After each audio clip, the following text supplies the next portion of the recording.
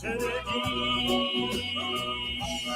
noi andiamo in Vespa in mezzo alla città, facendo scorpacciate di cruda libertà. E noi andiamo in Vespa in mezzo alla campagna. E noi andiamo in Vespa.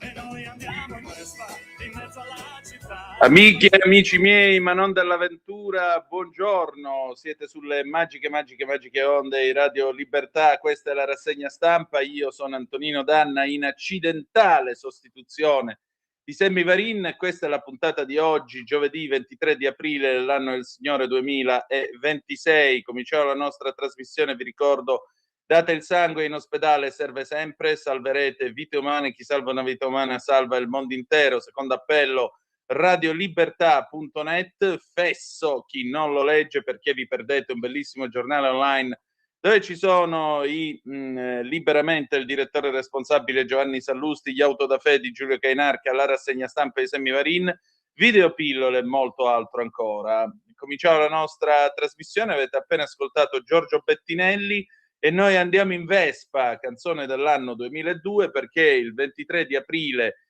di 80 anni fa l'ingegner Corradino d'Ascanio registrava come suo brevetto, o meglio brevetto della Piaggio, una motocicletta complesso razionale d'organi, e quella motocicletta complesso razionale d'organi altro non è che la Vespa. Oltre 20 milioni di esemplari prodotti, un simbolo dell'Italia. Pensate, nel 1979, quando gli incrociatori Andrea Doria e Vittorio Veneto con la rifornitrice Vesuvio vennero mandati a raccogliere i boat people del Vietnam, alla prima domanda che venne posta loro: che cosa sai tu dell'Italia? Qual è la prima cosa che sai dirmi dell'Italia? La risposta di tutti fu Vespa. Incredibile ma vero, perché la Vespa è stata prodotta su licenza anche nel sud-est asiatico. Saluto tutti i nostri fratelli vespisti che naturalmente oggi festeggeranno. Mandateci le vostre fotografie, soprattutto raccontateci, siete della tribù Polini, Malossi, Proma, vedete un po' voi che tipo di olio usate per la miscela e così via.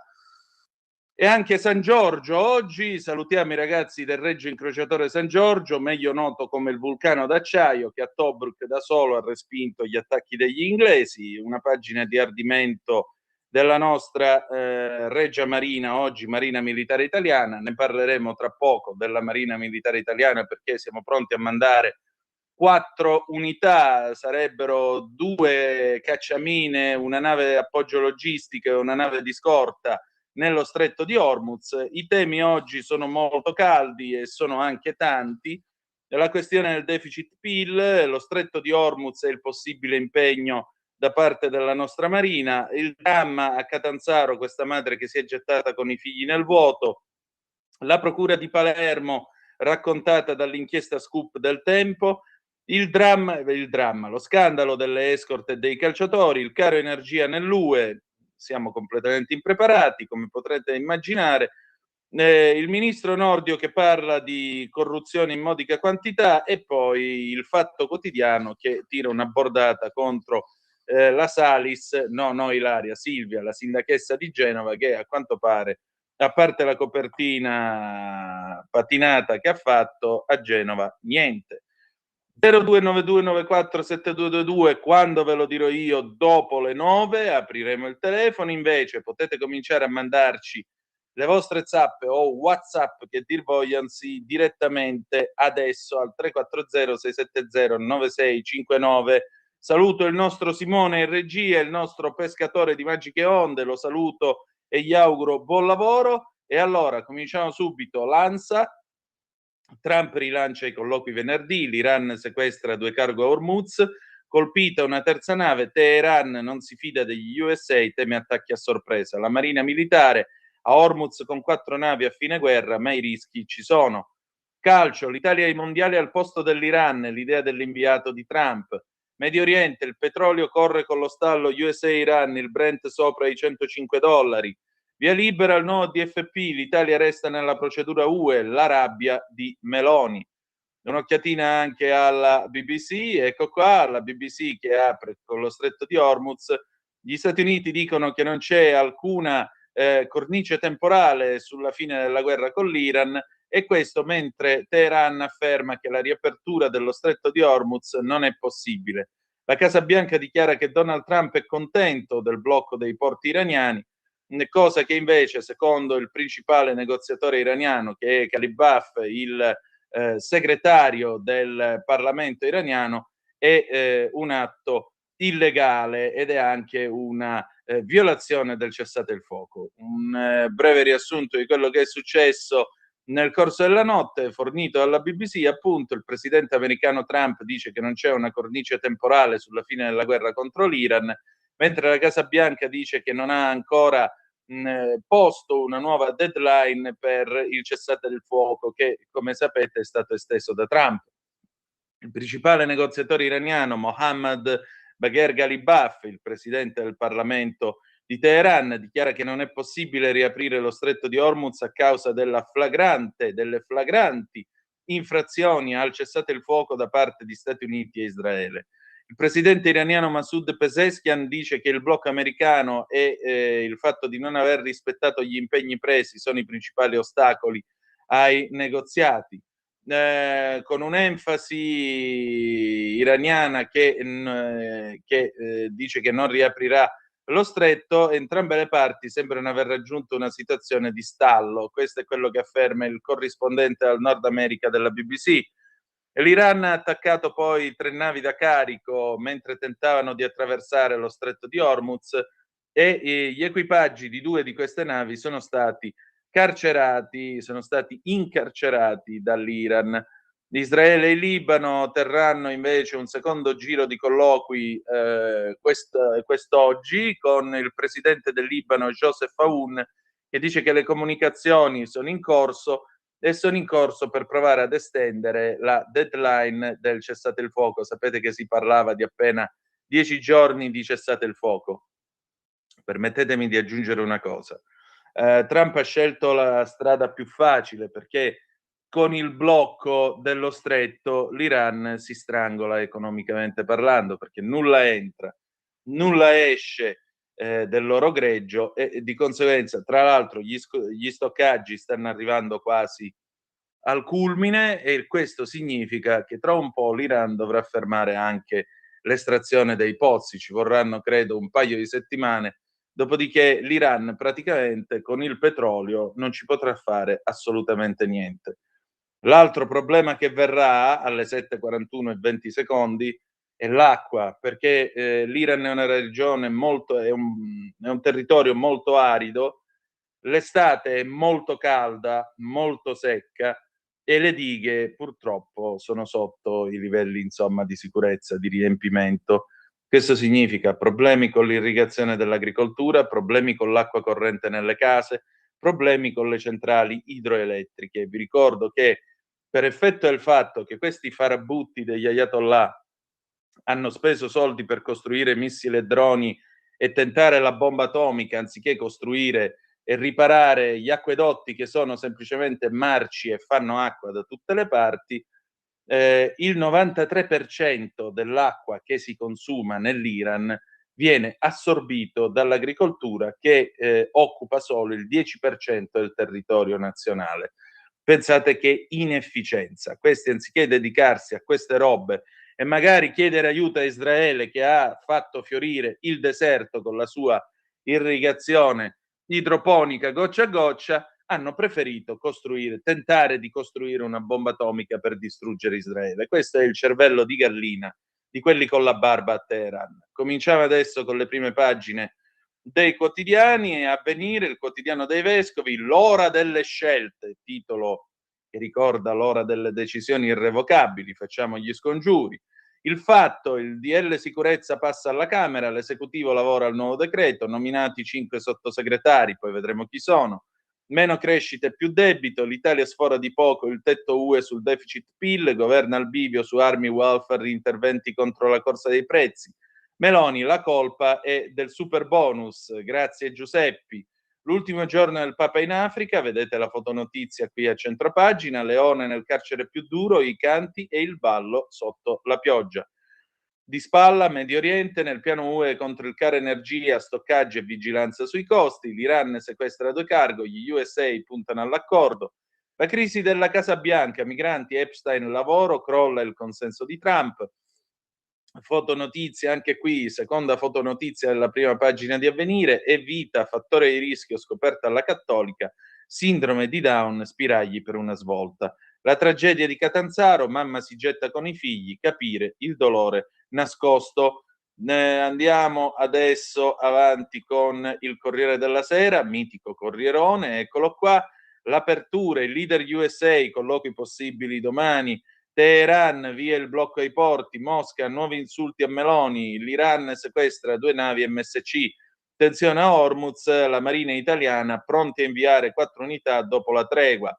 In alto, deficit l'Italia con 9 paesi resta sotto procedura, Meloni accusa Conte, super bonus sciagurato. Di spalla il decreto e la norma sui migranti, sicurezza sia la fiducia, ancora scontro in aula. Di spalla ancora, 3 morti, una bimba è viva, sciocchi in Calabria, madre di 46 anni, giù dalla finestra con i 3 figli, ha lanciato dalla finestra i 3 figli piccoli e si è gettata nel vuoto. La tragedia nella notte a Catanzaro, muore con 2 bambini, 4 mesi e 4 anni, la terza, 5 anni, è grave. Vi aggiungo che in nottata è stata trasportata dall'aeroporto di Lamezia Terme al Gaslini a Genova, si cercherà di tentare di salvarla lì. Trump divide gli alleati NATO in buoni e cattivi, il presidente ha già cominciato a fare la lista per la vendetta, perché quelli che saranno ritenuti buoni riceveranno un trattamento di favore, mentre invece per quelli cattivi ancora la punizione non è stata delineata. Fotonotizia a centropagina, tra i cattivi ci siamo pure noi, vi ricordo che non abbiamo concesso Sigonella e non abbiamo mandato il cacciamine quando Donald l'ha chiesto. L'anteprima, l'attrice torna col film Il diavolo veste Prada 2, Meryl Streep, io 20 anni dopo, la più antipatica di sempre. Il Fatto Quotidiano, è tornato Nordio, niente abuso d'ufficio in barba a lui, sì alla modica quantità anche per le mazzette. I potenti impuniti, se è lecita la lieve entità per la droga, deve valere pure per la corruzione. Sugli abusi di potere se ne infischia dell'Europa. I buchi per i 5 neo sottosegretari, DL sicurezza, pastrocchio infinito, manca la copertura, Mattarella firma solo se c'è il nuovo decreto. Soldi, Giorgetti, no aumenti alla difesa, l'UE ci aiuti sull'energia, tagli su rimborsi, sanità, scuola, lo sconto sulle accise di Meloni. Il Giornale, la sinistra si spacca anche sul 25 aprile, festa della separazione, come non essere d'accordo. 2 comizi, uno organizzato dall'ANPI, l'altro dagli antagonisti, fotonotizia a centropagina, sequestrate 2 navi MSC, Iran, la trattativa incagliata nello stretto. L'UE del dopo Orbán, via libera al prestito a Kiev e alle sanzioni per Mosca. Nello scontro con Mosca, Soloviev insulta ancora, convocato l'ambasciatore. Un poveraccio. I complottistat, deficit PIL al 3,1%, spunta il giallo della manina 5 Stelle, l'Italia resta in procedura UE, Meloni colpa del superbonus. In retroscena l'opposizione esulta per lo sforamento, le influenze sospette. Questi sono come quello che per fare dispetto alla suocera si evirò. Il Tempo, il nostro scoop, 8ª puntata. Chi passò le carte a Cosa Nostra? Che se permettete è una cosa gravissima. Il caso del rapporto del Ross consegnato ad Angelo Sini, il ministro dei lavori pubblici della mafia siciliana, e quell'ambigua gestione dei pentiti da parte dei magistrati e la procura di Palermo. Quel segreto di Scarpinato, la domanda senza risposta, così tennero Borsellino all'oscuro dell'affossamento dell'inchiesta mafia appalti. Ecco, permettetemi una dichiarazione pubblica. Io dichiaro pubblicamente, affermo pubblicamente, che pagherei oro per essere coglione come Paolo Borsellino, visto che nei giorni scorsi qualcuno di questi fenomeni ha osato dire in una intercettazione che è stata pubblicata proprio da Giornale e Tempo che Paolo Borsellino era un coglione. Ecco, io pagherei oro per essere coglione come lui. Non so voi, ma io sì. E un abbraccio grande alla sua famiglia che è stata altrettanto insultata. Non riferirò gli ulteriori insulti ai figli, lasciamo perdere, va? Nodo migranti, i dati, diminuiscono gli sbarchi, aumentano i rimpatri, record di quelli volontari. Nuova missione, vecchi slogan, flottiglia fottiglia sul palco alla Camera, fra difesa di Maduro e Iran, il solito show dei Propal, figurati. Conti pubblici, sforato di poco il 3% di deficit, Meloni, colpa del superbonus, E attacco alla Premier, il conduttore russo insiste e sostiene i nazisti di Kiev. Senti chi parla. La Repubblica, Conti, obiettivo fallito, rallenta la crescita, rapporto deficit-PIL al 3,1%, l'Italia resta in procedura di infrazione UE. Giorgetti, pronti a fare da soli, l'ira di Meloni, effetto del superbonus, le opposizioni, un flop. Sicurezza, fiducia alla Camera, domani arriva il decreto bis, un'intervista a tutto campo di Annalisa Cuzzocrea, Roberto Saviano si confessa, adesso odio Gomorra, ma è colpa mia, quel libro di 20 anni fa mi ha rovinato la vita, a un certo punto avrei potuto ritirarmi, la camorra non sarebbe venuta fino a Reykjavik. La Napoli a casa, che non ho più, sognavo di vivere ai quartieri spagnoli, quando ci torno sto male, mia madre mi immaginava etologo. Cargo sequestrate a Hormuz, la Marina invieremo 4 navi. E poi fotonotizia a centropagina, ETA, io la prima donna ad allenare in Bundesliga e allenerà la Union Berlin. La Stampa, eccola qui, il deficit sopra il 3%, Giorgetti sfida la UE, il ministro, valutiamo se sforare il patto, Meloni, colpa del superbonus, l'Eurostat, Roma non può uscire dalla procedura di Bruxelles, PD e 5 Stelle, governo smarrito. Di spalla a sinistra il Medio Oriente, l'Iran sequestra 2 cargo MSC, l'Italia invia 4 navi militari. Di spalla a destra la polemica, Palazzo Chigi e gli eredi di Mattei, il nostro piano riflette il suo spirito, perché sapete che a fine marzo Pietro Mattei, che è uno dei nipoti dell'ingegnere Enrico Mattei, ha scritto una diffida, ha mandato una PEC di diffida alla Meloni dicendo che non si devono permettere al governo di nominare il piano con il nome di Mattei, che usurpano il nome di Mattei per quanto riguarda diciamo il copyright su questa idea di aiutare l'Africa. Fotonotizia a centropagina, i ricordi di Federica Fruttero, le sue risate tra Tolstoi, Calvino e gli arrosti della domenica. Era mio padre, la vedete fotografata con il leggendario Fruttero e in particolare la donna della domenica, il giallo scritto insieme a Lucentini. C'era una volta la TV di Stato, con la Brodo Rai perde anche Sinner, perché non andrà in onda come si dice, gli appuntamenti con il tennis se li è pappati TV8. La verità, eccoci qui, Fabio Amendolara, le carte dell'inchiesta sui CARC come le BR, dalla FIOM arriva solidarietà ai compagni, circolano già i primi nomi, escort e droga, i PM preparano la sfilata dei calciatori testimoni. Sta cosa mi sembra ancora più schifosa e più ridicola del calcio scommesse del 1980, qualcuno di voi se lo ricorderà, quando il pomeriggio di domenica 23 marzo del 1980 Paolo Valenti si sbracciò o meglio, Giampiero Galeazzi si sbracciò facendo un casino infame, tant'è vero che Paolo Valenti lì perse pure la pazienza e disse ma questo che vuole, poi gli diede la linea e cominciarono a vedere, gli italiani cominciarono a vedere sta 128 della polizia ferma sulla pista dell'Olimpico a Roma e poi cominciarono ad arrivare le prime notizie di arresti di calciatori direttamente negli spogliatoi.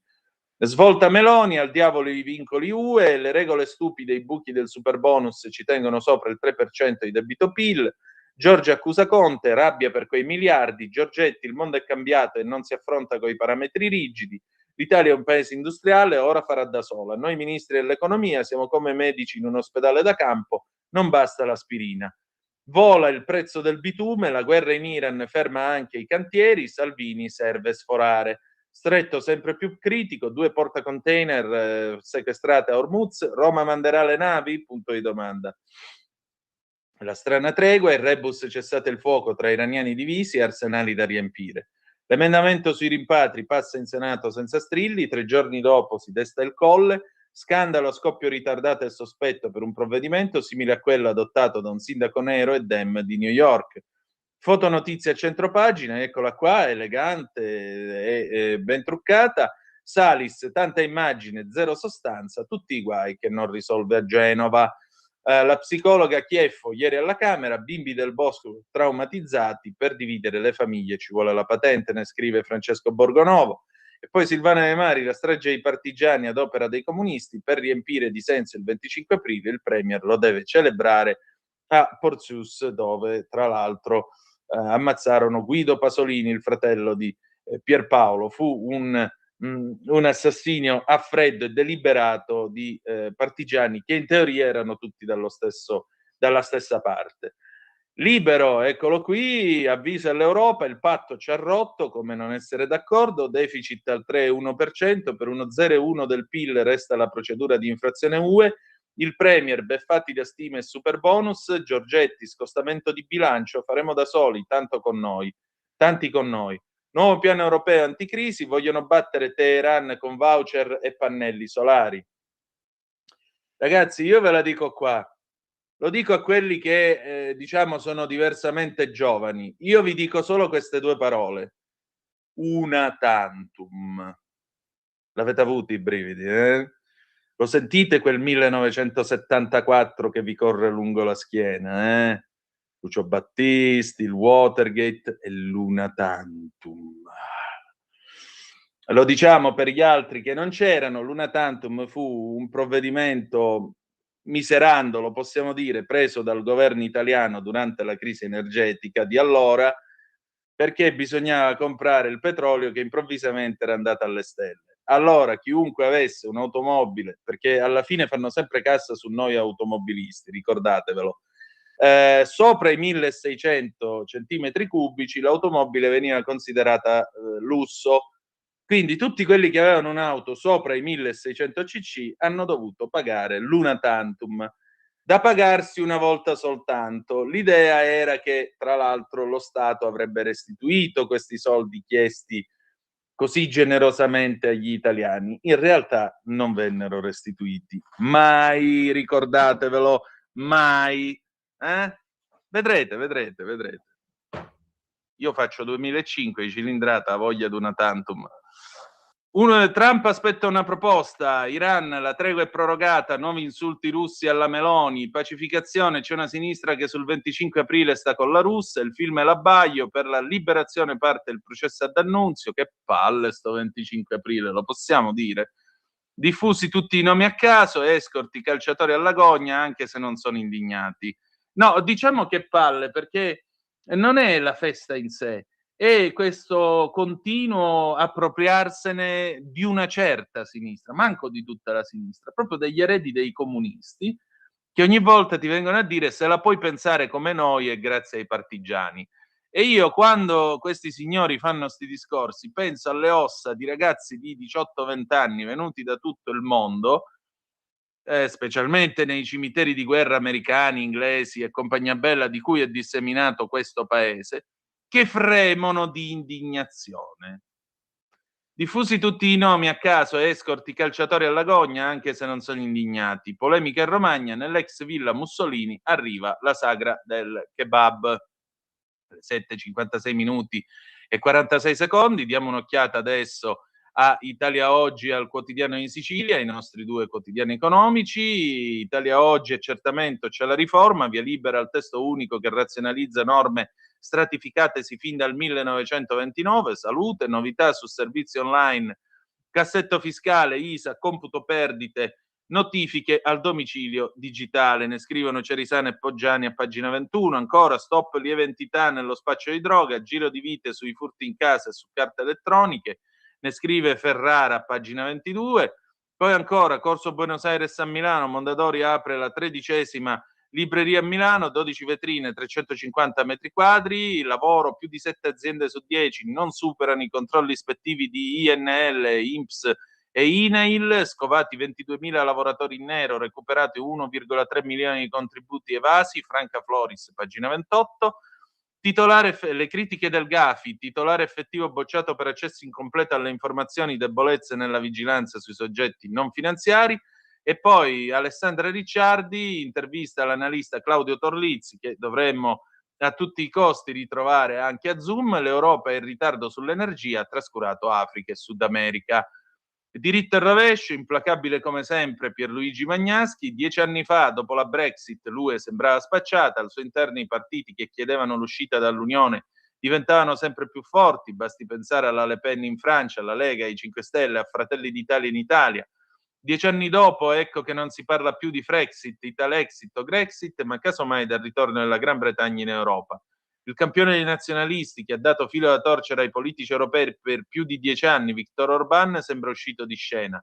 Ma c'è di più, gli strappi con Trump e le sue minacce di togliere l'ombrello militare americano stanno spingendo l'UE a rafforzarsi militarmente e politicamente. Accantonate le ideologie green o LGBT, l'Europa ora è impegnata a coltivare una strategia di difesa, approvvigionamento energetico, politica estera, cose mai viste. Forse le ultime crisi stanno producendo degli anticorpi. Bah, speriamo che sia così, io ho i miei forti dubbi. Il quotidiano di Sicilia, eccolo qui. PNRR, case di comunità, target intermedio fallito. In Sicilia mancano all'appello ancora 90 strutture. La regione già attivi più di 50 presidi, l'obiettivo era completarne 146 entro il 31 marzo.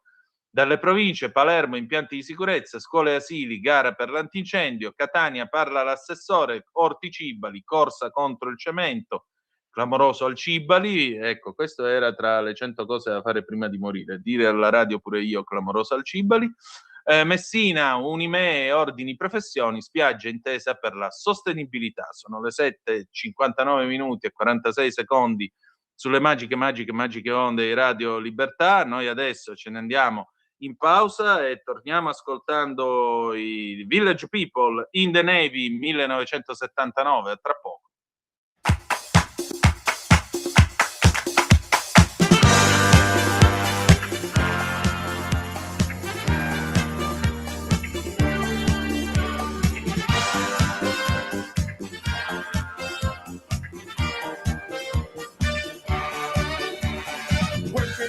Pleasure, search the world for treasure, learn science, technology. Where can you begin to make your dreams all come true on the land or on the sea? Where can you learn to fly, play in sports and skin dive, study oceanography? Sign up for the big band or sit in the grandstand when your team and others meet. Sail the seven seas in the Navy. Yes, you can put your mind at ease. In the Navy. Come on now, people, make a stand. In the Navy. Can't you see we need a hand? In the Navy. Come on, protect the motherland. In the Navy. Come on and join your fellow man. In the Navy. Come on, people, and make a stand. In the Navy. In the Navy. In the Navy. They want you as a new recruit. If you like adventure, don't you wait to enter the recruiting office fast. Don't you hesitate, there is no need to wait. They're signing up to seaman fast. Maybe you are too young to join up today, but don't you worry about a thing. For I'm sure there will be always a good Navy protecting the land and sea. In the Navy, yes, you can sail the seven seas. In the Navy, yes, you can put your mind at ease. In the Navy, come on, people, and make a stand. In the Navy, can't you see we need a hand? In the Navy, come on, protect the motherland. In the Navy, come on and join your fellow man. In the Navy, come on, people, and make a stand. In the Navy, in the Navy, in the Navy, in the Navy. They want you as a new recruit. Who, me? They want you as a new recruit. But I'm afraid of water. In the Navy, you can sail the seven seas. In the Navy, you can put your mind at ease. Cioè, in marina potrai girare i 7 mari, in marina potrai put your mind at ease, rilassare la tua mente. Era il 1979, questi erano i Village People, ladies and gentlemen, mentre si fanno le 8, 3 minuti e 16 secondi qui sulle magiche onde di Radio Libertà. Antonino Danna al microfono con voi. Vi dico la verità, questo doveva essere il disco start di stamattina, vista la notizia delle 4 navi, 2 cacciamine, una d'appoggio e una di scorta che l'Italia sta pianificando di mandare nello stretto di Hormuz, però la Vespa e l'incrociatore San Giorgio hanno prevalso. Scusate, ma così è la vita. Però mi sembra adeguato e ironico, umoristico cartiglio, è vero, alla notizia odierna, notizia che peraltro è stata data ieri sera dal capo di Stato Maggiore della nostra Marina Militare a 5 minuti da Bruno Vespa.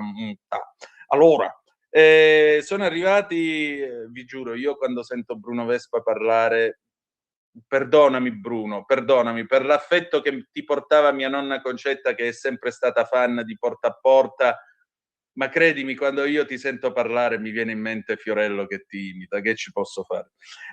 Allora, al 340-670-9659 sono arrivate le vostre zappe. Emilio, che 3 balle, che i sinistrati se li portino a casa i loro migranti che vengono solo per fare soldi velocemente, sappiamo come, e sono in quelle condizioni per colpa dei loro governanti, è tanto semplice. Ancora Gianluca, buongiorno Antonino, guarda che ho incontrato stamattina presto mentre buttavo la spazzatura, mica Ivan Drago. Un abbraccio Gianluca. No, ha incontrato Putin che portava Soloviev nella fotografia che mi ha mandato sulla Piazza Rossa a far pipì. Ancora Walter, ciao Antonino, ricordo che da una testimonianza diretta quando Amato succhiò dai conti correnti il 6 per 1000 usò nel Consiglio dei Ministri delle parole incomprensibili e venne approvato. Speriamo che a Meloni non si attorcigli la lingua, Walter. Sì, è vero, usò un giro di parole tipo il conguaglio straordinario di quando Lisa Simpson diventa presidente degli Stati Uniti d'America dopo Trump e deve ripianare i conti. Ancora, ciao Antonino, direi che se gli italiani compresi i sinistroidi possono festeggiare questo benedetto 25 aprile e romperci le scatole, è solo merito degli americani, altro che partigiani. Dani da Como. Dani, stai attento perché queste sono parole per le quali si va all'inferno walk, stai molto attento ragazzo. Giovanni, buongiorno Antonino, una domanda generica, quanti errori strategici deve fare un segretario di partito prima di essere sostituito? Ah, saperlo fratello mio. Buondì Antonino, una tantum, poi una spessum, poi una semper. Che dire, io speriamo che me la cavo. Un saluto da Padova Raimondo. Richiesta per il direttore, può fare una rubrica settimanale sulla parola con la N? Lo sapete qual è quella parola con la N che qui ci piace tanto? Almeno a Zoom piace tantissimo, anche al conduttore che vi sta parlando. Quella parolina con la N è nucleare. Sentite come suona bello, una bella suppostazza atomica che produce calore, questo calore scalda l'acqua, l'acqua diventa vapore, il vapore fa girare le palette della turbina e produce un mare di corrente elettrica che noi non dobbiamo più comprare dai francesi che ci hanno piazzato le loro suppostazze atomiche lungo il confine con l'Italia. Ma nel 1987, con veramente tanta lungimiranza, orde di giovani come quelli che hanno salvato la Costituzione votando no alla separazione delle carriere e se ne accorgeranno tra 20 anni dei loro frutti. Ecco, nel 1987 orde di giovani e di mamme preoccupate decisero che l'Italia non dovesse avere più il nucleare perché un reattore costruito tirando le monetine e buttando le freccette a caso in Russia, anzi in Unione Sovietica, tale reattore Chernobyl,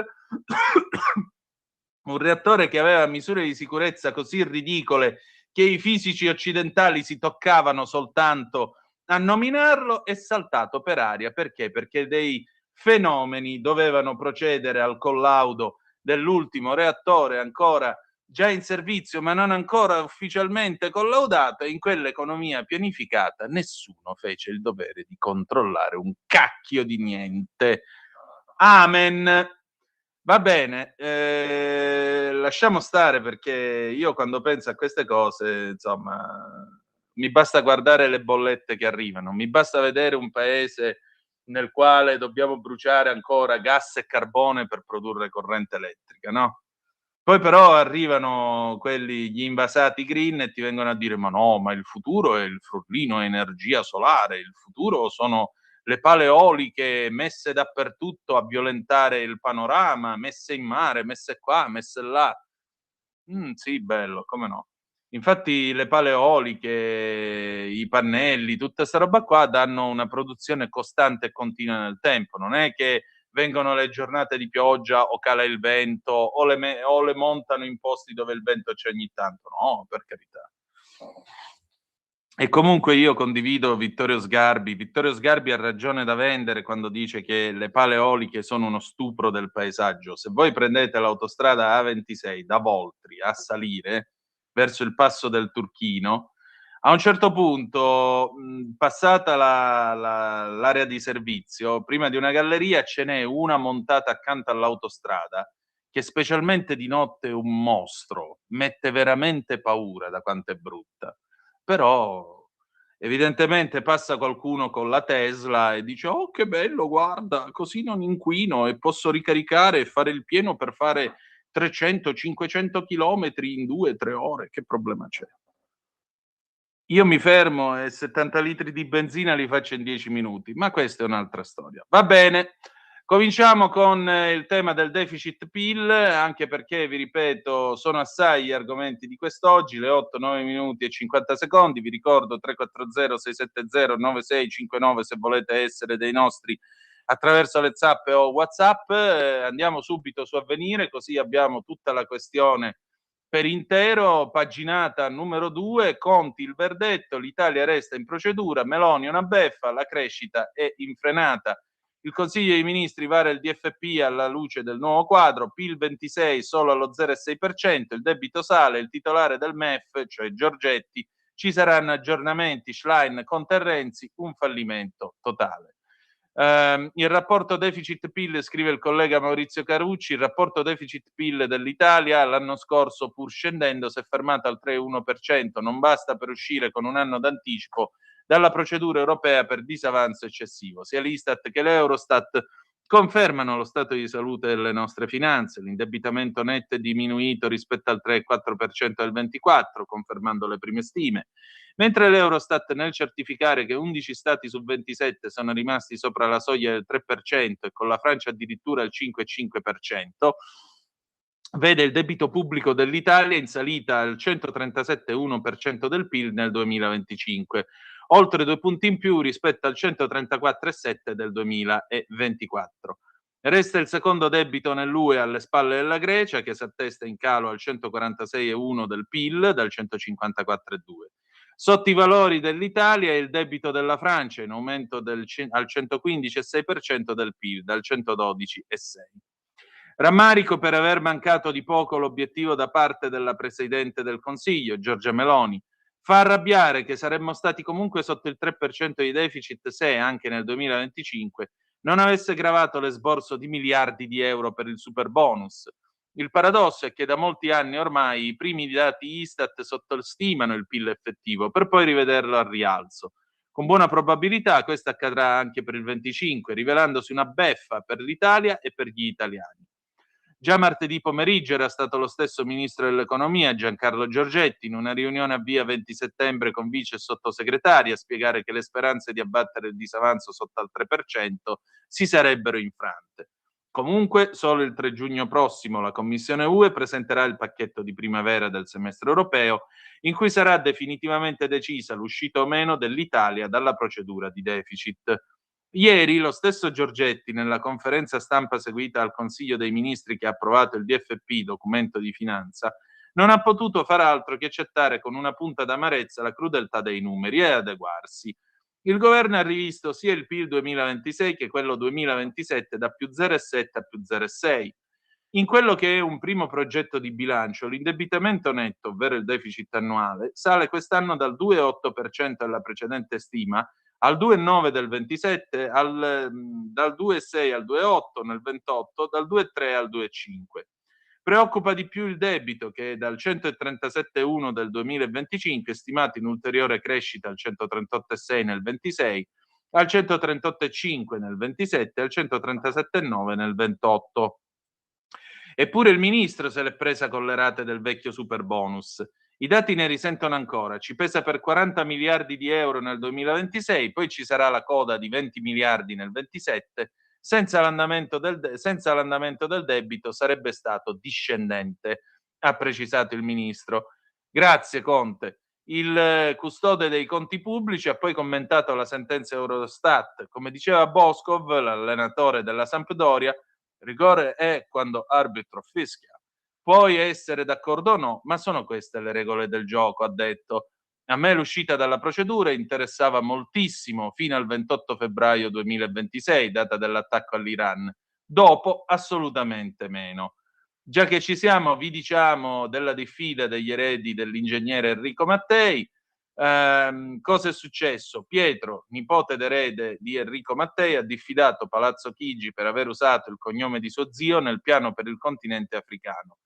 Lo scorso 27 marzo, come ha anticipato ieri la stampa, la Premier Meloni ha ricevuto sull'indirizzo di posta elettronica della Presidenza del Consiglio la lettera di diffida inviata via PEC dallo stesso Mattei, che promette anche di fare causa civile e penale. La sua posizione contro l'esecutivo del piano è netta, pare sia condivisa pure da sua sorella Rosy, l'altra erede, che però non ha firmato la lettera. Adesso trovo veramente inaccettabili le politiche del governo, ha tuonato Pietro, spiegando perché la diffida sia arrivata solo adesso. L'erede di Mattei si è scagliato contro le scelte dell'esecutivo sull'immigrazione, sui costi dell'energia e i rapporti con gli USA. Meloni non compra gas dai russi perché deve comprarlo da Washington e assiste inerme a un genocidio in Palestina. Nella lettera l'operato della Premier è definito in totale antitesi con le gesta di Enrico Mattei, ma non è tutto, perché Pietro e Rosi hanno anche denunciato l'ENI per riavere oggetti, lettere, diversi quadri dello zio, tra cui 2 nature morte di Giorgio Morandi. Ma per il gruppo di Descalzi i beni rientrano nel patrimonio aziendale di Eni. Intanto il caso è sbarcato anche in Parlamento. I pentastellati AVS hanno presentato un'interrogazione alla Premier. Cosa fa nel frattempo il buon Giorgetti? Il buon Giorgetti non sta certo con le mani in mano ed essendo una persona seria cerca di mettere una pezza a tutta questa situazione. E quindi Giorgetti interviene e dice chiaramente che è tempo di, posso dirlo, strafottercene di quello che sostiene l'Europa con questa assurda regola del deficit PIL al 3%. Io lo capisco Giorgetti, perché vedete, quando ero al liceo, puntualmente io per matematica, che prendevo sempre 6, mi davano sempre 6 perché in matematica non sono mai stato una cima. Sapete che c'era questa cosa che se prendevi la media dell'8 non pagavi la tassa di reiscrizione per l'anno successivo. Ecco, io puntualmente facevo 7,9, per cui per 0,1 non avevo diritto all'esenzione. Per carità, non erano quelle 30.000 lire di tassa all'esenzione, di esenzione annuale, però era proprio la soddisfazione di dire dai, ho centrato l'obiettivo.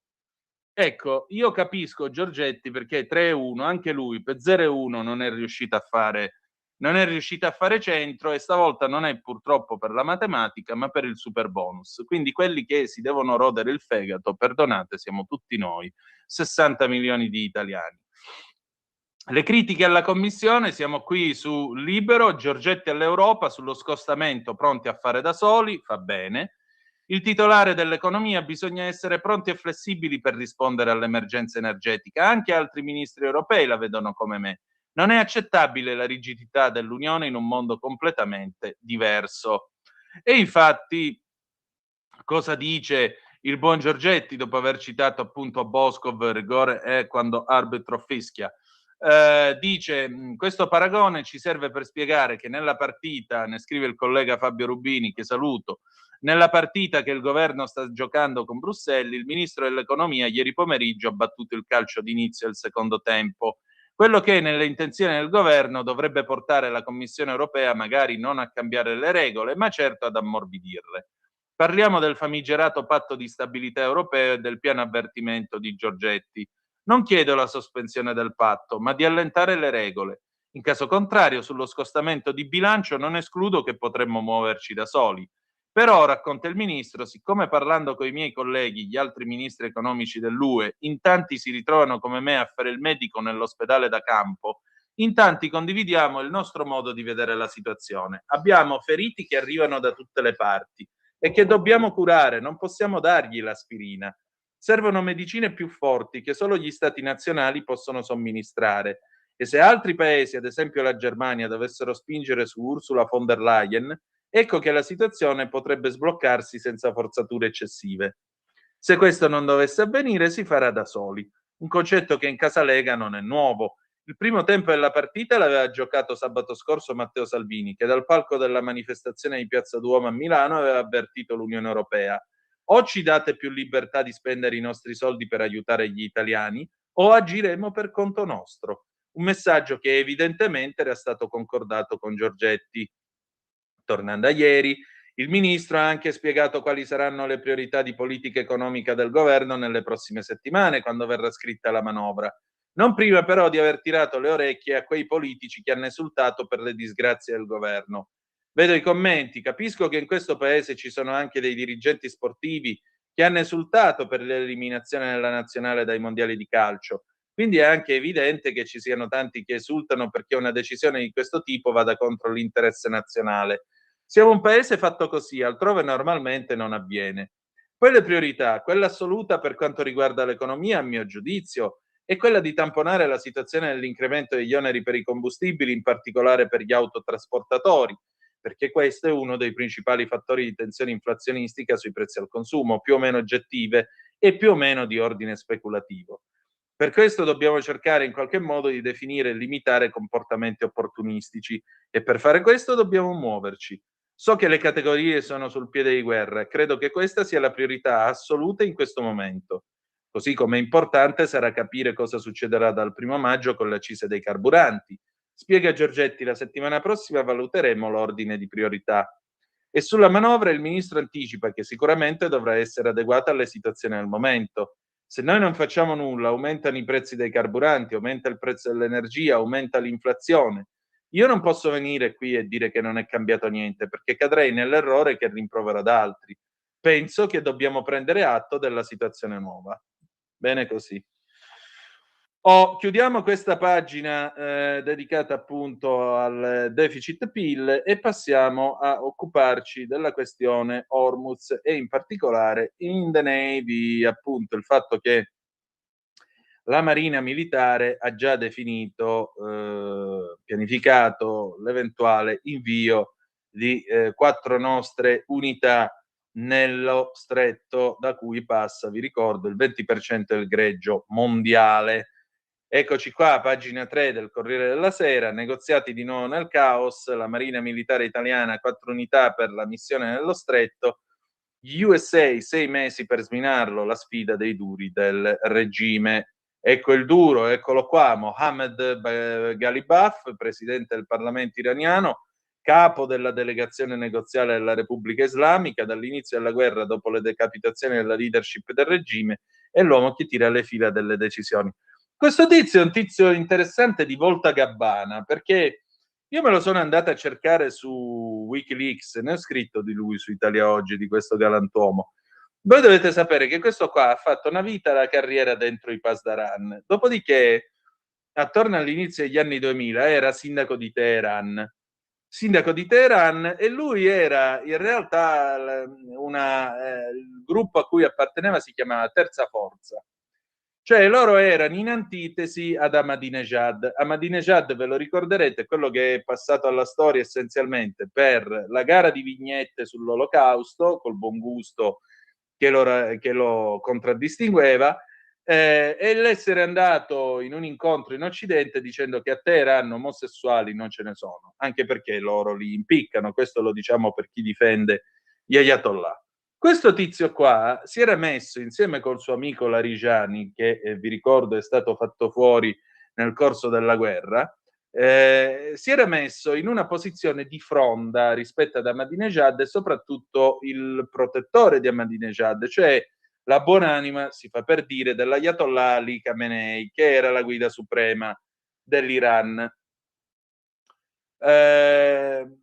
L'effetto di questa lite, pensate voi il livello della politica, no? Politica da ballatoio, la lite delle comari tra Andreatta è il noto, come si chiama? È il noto commercialista di Bari, è qualcosa no, non era signorile, chi era? Aspetta, poi ve lo dico chi era. Insomma, la lite delle comari è roba di politica di alta classe rispetto a sta roba qua. Ahmadinejad si vendicò, divenne presidente dell'Iran. Quando Galibaf si presentò con il piano per potenziare la metropolitana di Teheran e fare gli allacci dell'acquedotto, lui gli negò i fondi. Cioè, questo è il livello del personaggio. È riuscito a diventare presidente del Parlamento dopo il suo amico Larijani e ora fa il duro. Trump è convinto di trattare con uno malleabile. Questi mi sembrano ormai arrivati al capolinea. Comunque, andiamo avanti. Vediamo che cosa succede.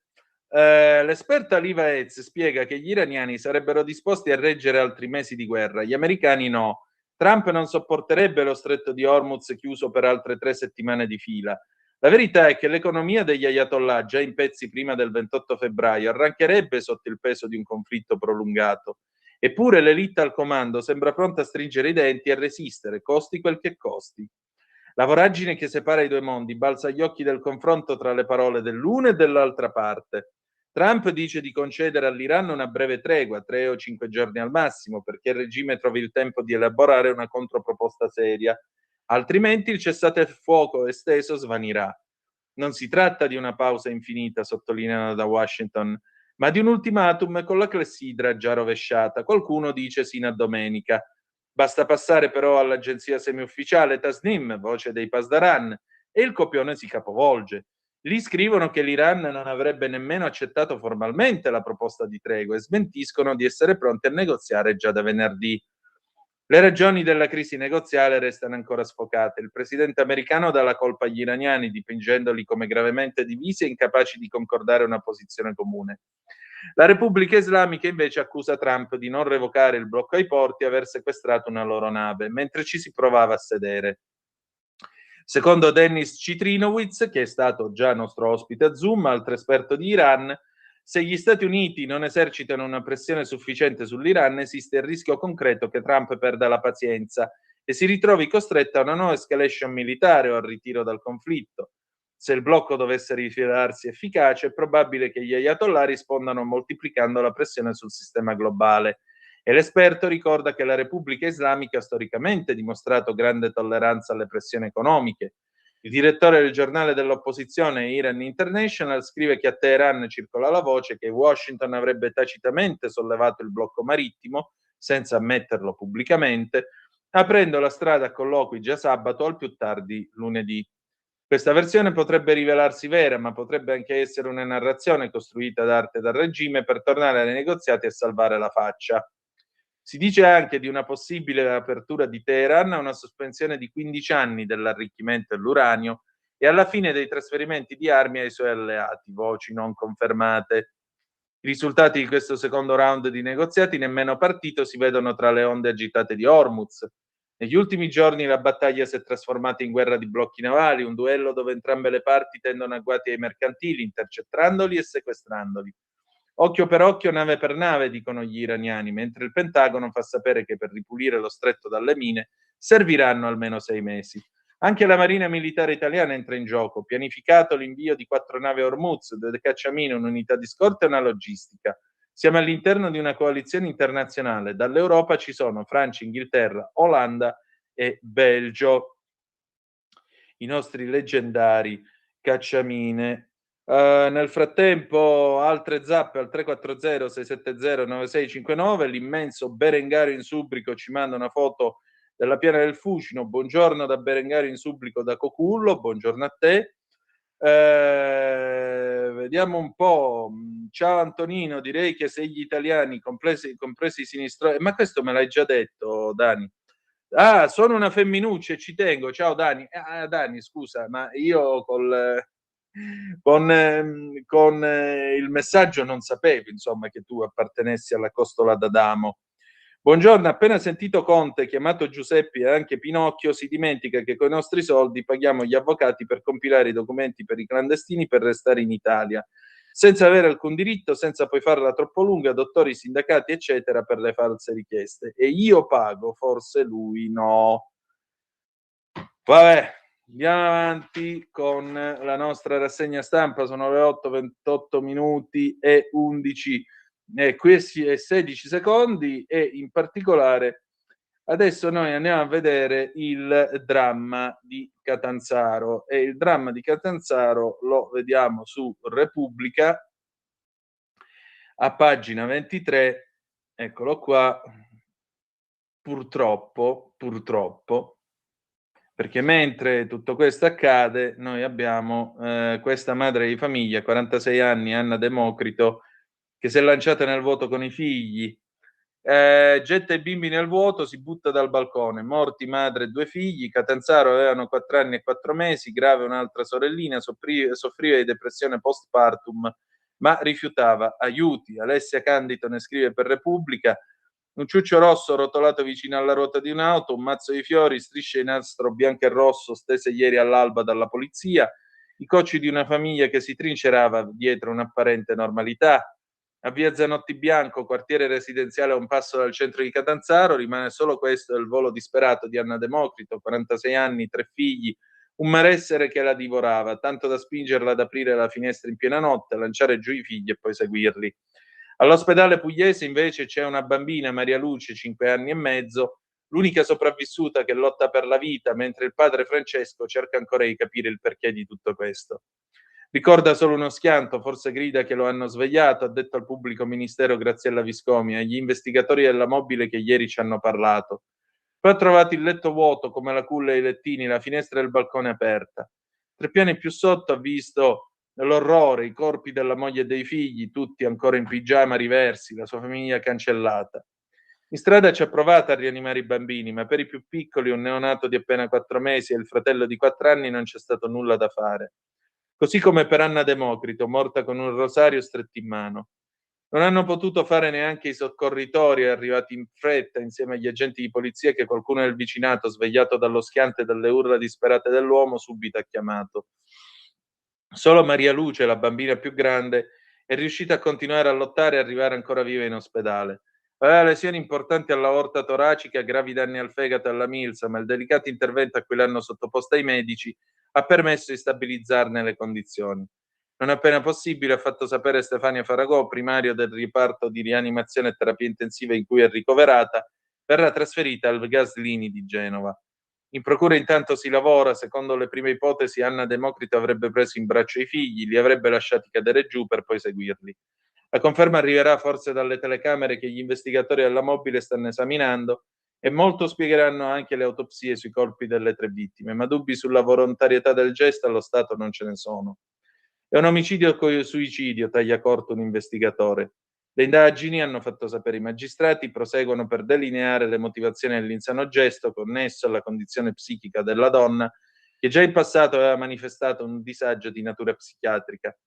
Eppure solo dopo la tragedia qualcuno, in mezzo ai tanti che scivolano via mormorando frasi paradossalmente come "era una bella famiglia", hanno iniziato ad ammettere che quella donna così schiva, religiosa e riservata, tutta lavoro, famiglia e parrocchia, forse qualche fragilità psichica l'aveva. Operatrice sanitaria in una residenza per anziani, dopo l'ultima gravidanza conclusa a dicembre, dicono a mezza bocca alcuni, quel disagio era diventato più chiaro. Chi le era vicino parla di depressione postpartum, ma nessuno l'avrebbe mai immaginata capace di un gesto del genere. Veniva spesso qui in parrocchia, soprattutto prima di sposarsi, spiega don Vincenzo Zoccali, parroco della chiesa del quartiere. Dopo col lavoro i figli aveva meno tempo, dopo l'ultima gravidanza la vedevamo più spesso perché era in maternità. Era una ragazza fragile, aveva sempre questa grande paura per i bambini, anche che glieli togliessero. Io le consigliavo di chiedere un supporto, farsi aiutare, ma lei aveva sempre questo grande timore. Anche i più vicini alla famiglia confermano che di farsi aiutare non ne volesse neanche sentir parlare. Ecco perché di lei e della famiglia i servizi sociali al comune non sapevano nulla. Adesso, dice il sindaco Nicola Fiorito, che ha già annunciato che a Catanzaro nel giorno dei funerali sarà lutto cittadino, bisogna solo fare il tifo per la piccola. Come amministrazione resteremo vicini a quel che resta di questa famiglia.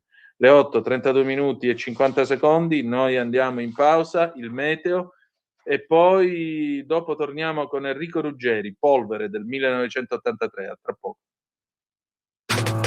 Stai ascoltando Radio Libertà. la tua voce libera, senza filtri né censura. La tua radio.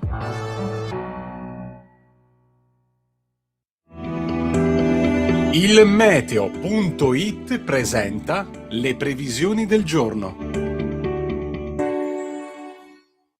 Torna ad estendersi l'anticiclone sul nostro paese a garanzia di un ritorno del bel tempo praticamente su tutti i settori. Mattinata alta pressione dominante con cieli pressoché sereni da nord a sud, eccezione fatta solamente per la Sicilia e il Reggino, dove avremo ancora qualche disturbo. Nel pomeriggio non sono attesi grossi cambiamenti, sereno ovunque tranne in Sicilia, dove potranno formarsi degli addensamenti e anche verificarsi alcuni isolati rovesci. Per ora è tutto da ilmeteo.it, dove il fa la differenza anche nella nostra app. Una buona giornata.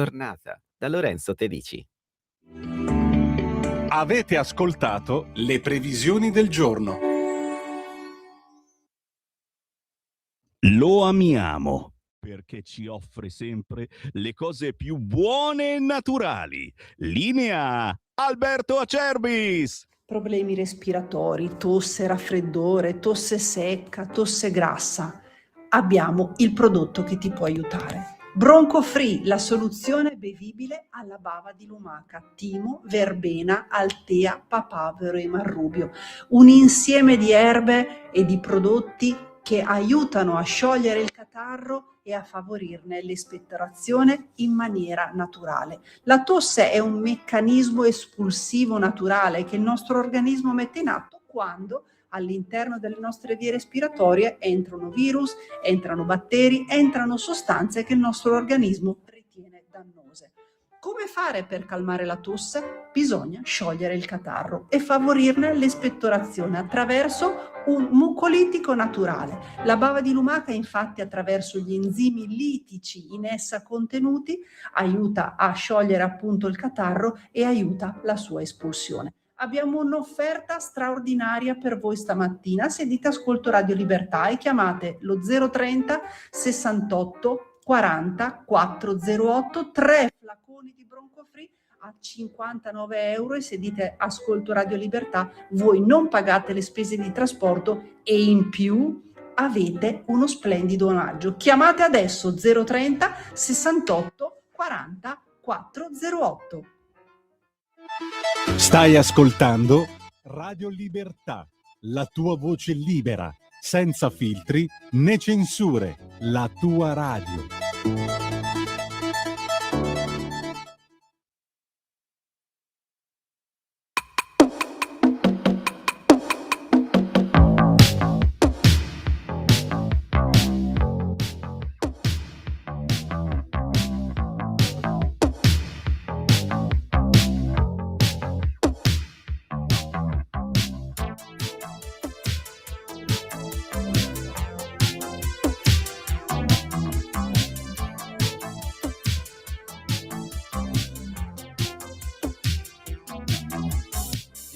Americano e sfioro il tavolo con una mano. Pomeriggio strano è un desiderio che è fuggito lontano. Polvere, gran confusione, un grigio salone. In quale direzione io caccerò la polvere dai miei pensieri?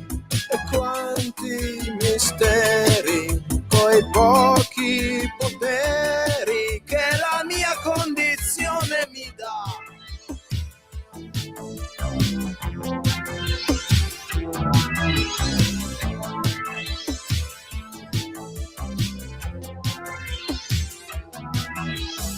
Aria un po' viziata, quella finestra andrebbe spalancata. Tela rovinata e la cornice tutta consumata. Polvere, troppi ricordi, è meglio essere sordi. E forse è già tardi per togliere la polvere dagli ingranaggi, dai volti dei saggi, coi pochi vantaggi che la mia condizione mi dà.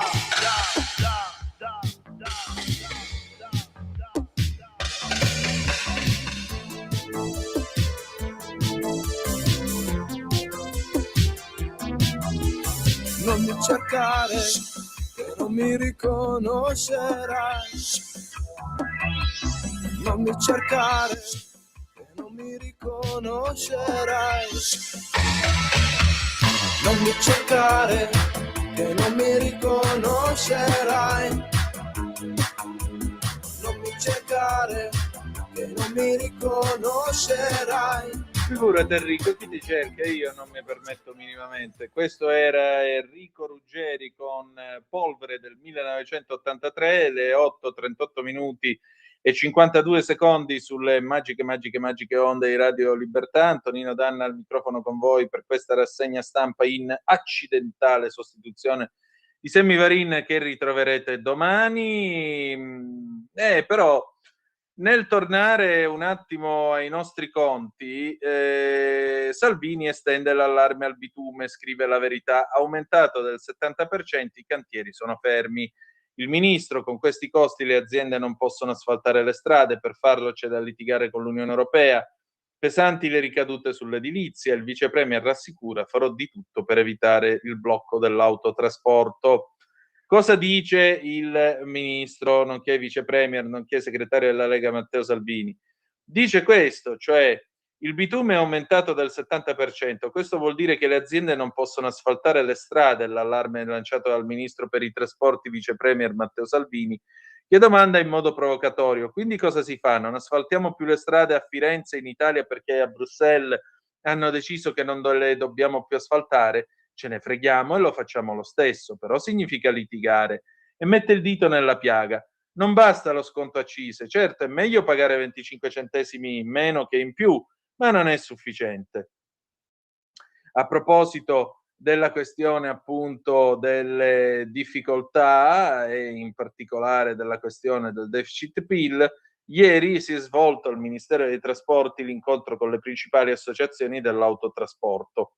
Al centro del dibattito, scrive ancora La Verità, l'impatto dell'aumento dei costi energetici sulle imprese e le ripercussioni sull'intero sistema produttivo.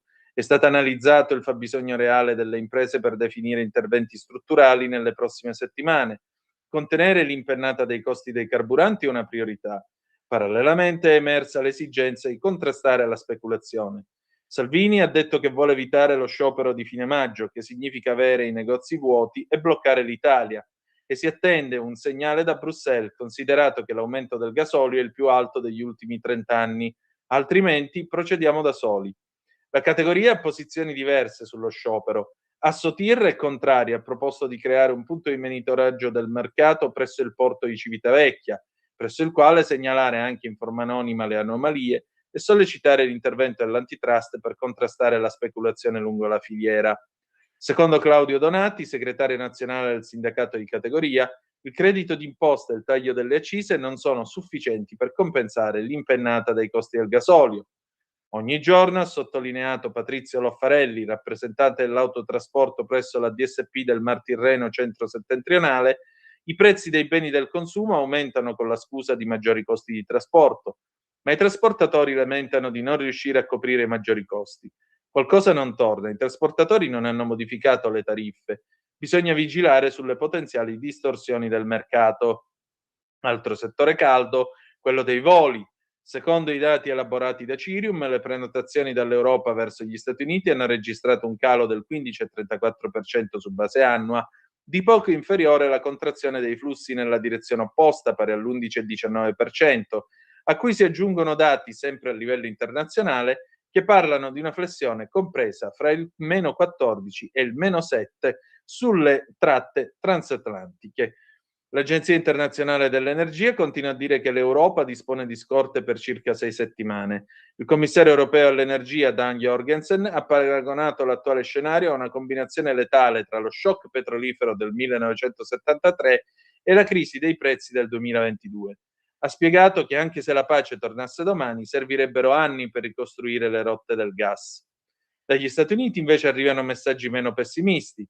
Secondo il segretario all'energia Scott Bessent, quando finirà la guerra in Iran, la benzina costerà meno di prima del conflitto. Affermazioni in contrasto con quelle del segretario all'energia Chris Wright, secondo il quale ci vorrà almeno un anno affinché i prezzi della benzina calino.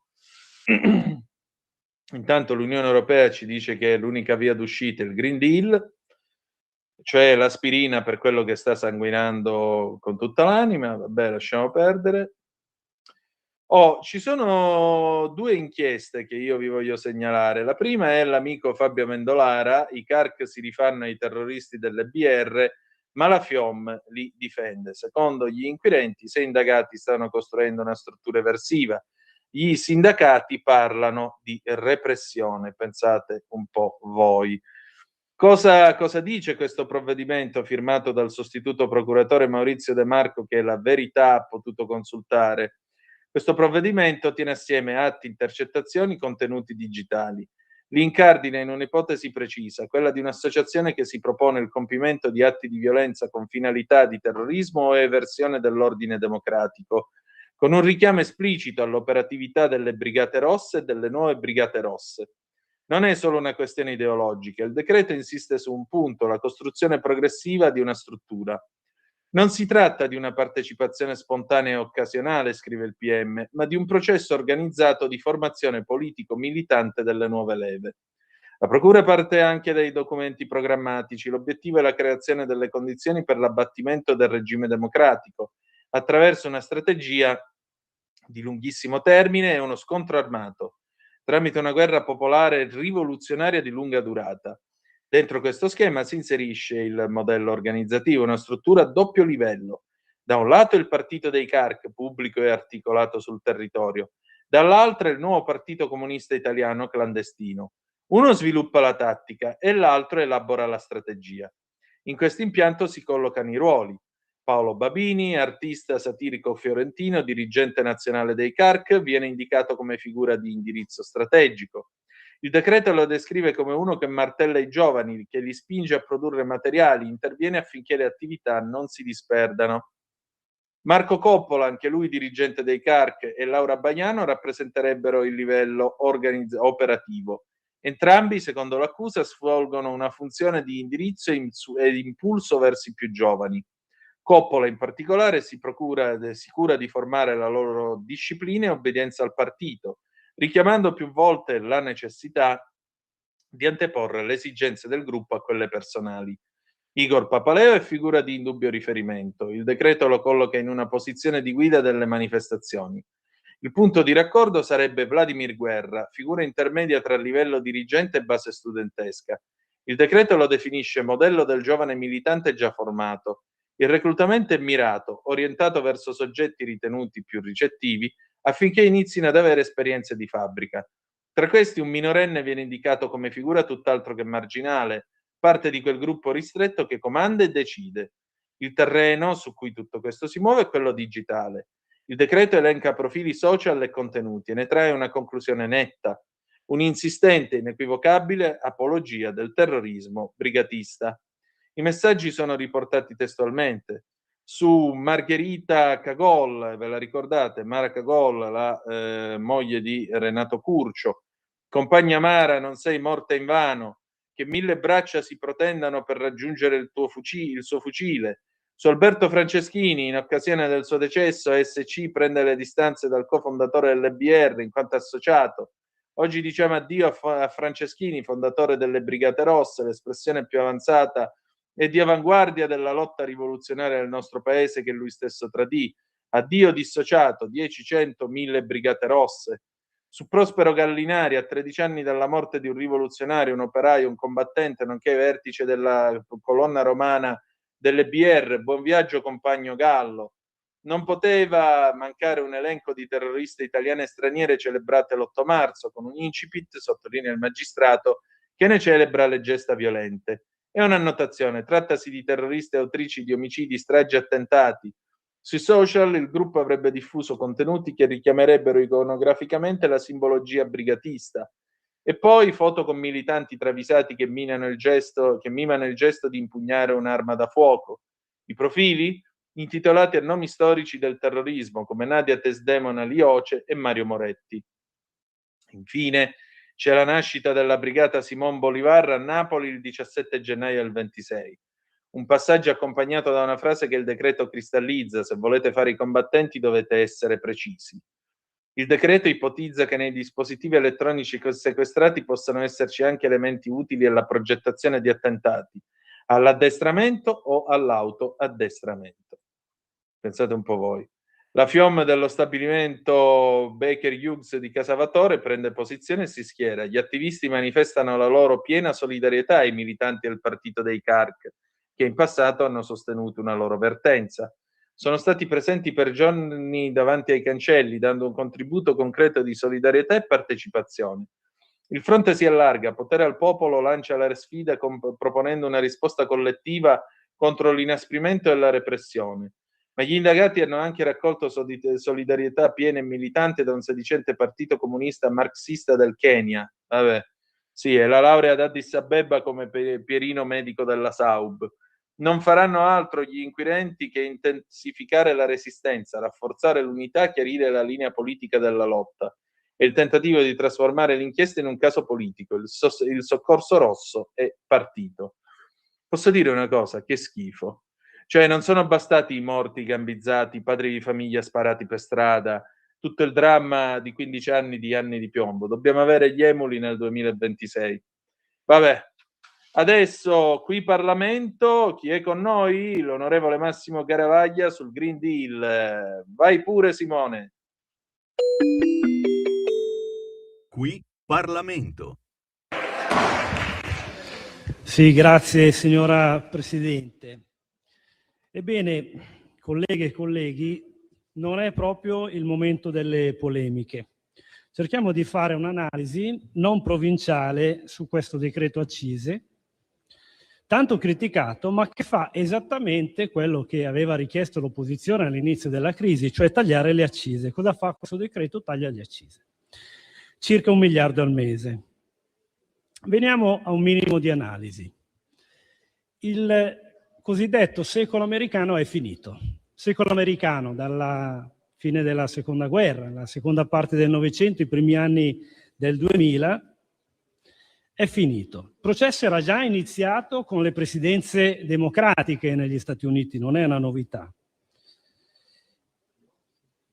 In questo secolo americano c'era un equilibrio per cui gli Stati Uniti, gli USA garantivano la sicurezza all'Occidente e all'Europa in particolare, che era coperta da questo ombrello USA. Parallelamente la crescita era garantita dalla globalizzazione. Ebbene, ora l'ombrello si chiude e la globalizzazione è finita, si passa alla glocalizzazione. E quindi diventa necessario, fondamentale, riportare a casa pezzi di catene del valore strategico, altrimenti il sistema si blocca. Quali sono le conseguenze? Senza l'ombrello USA, chi garantisce la sicurezza?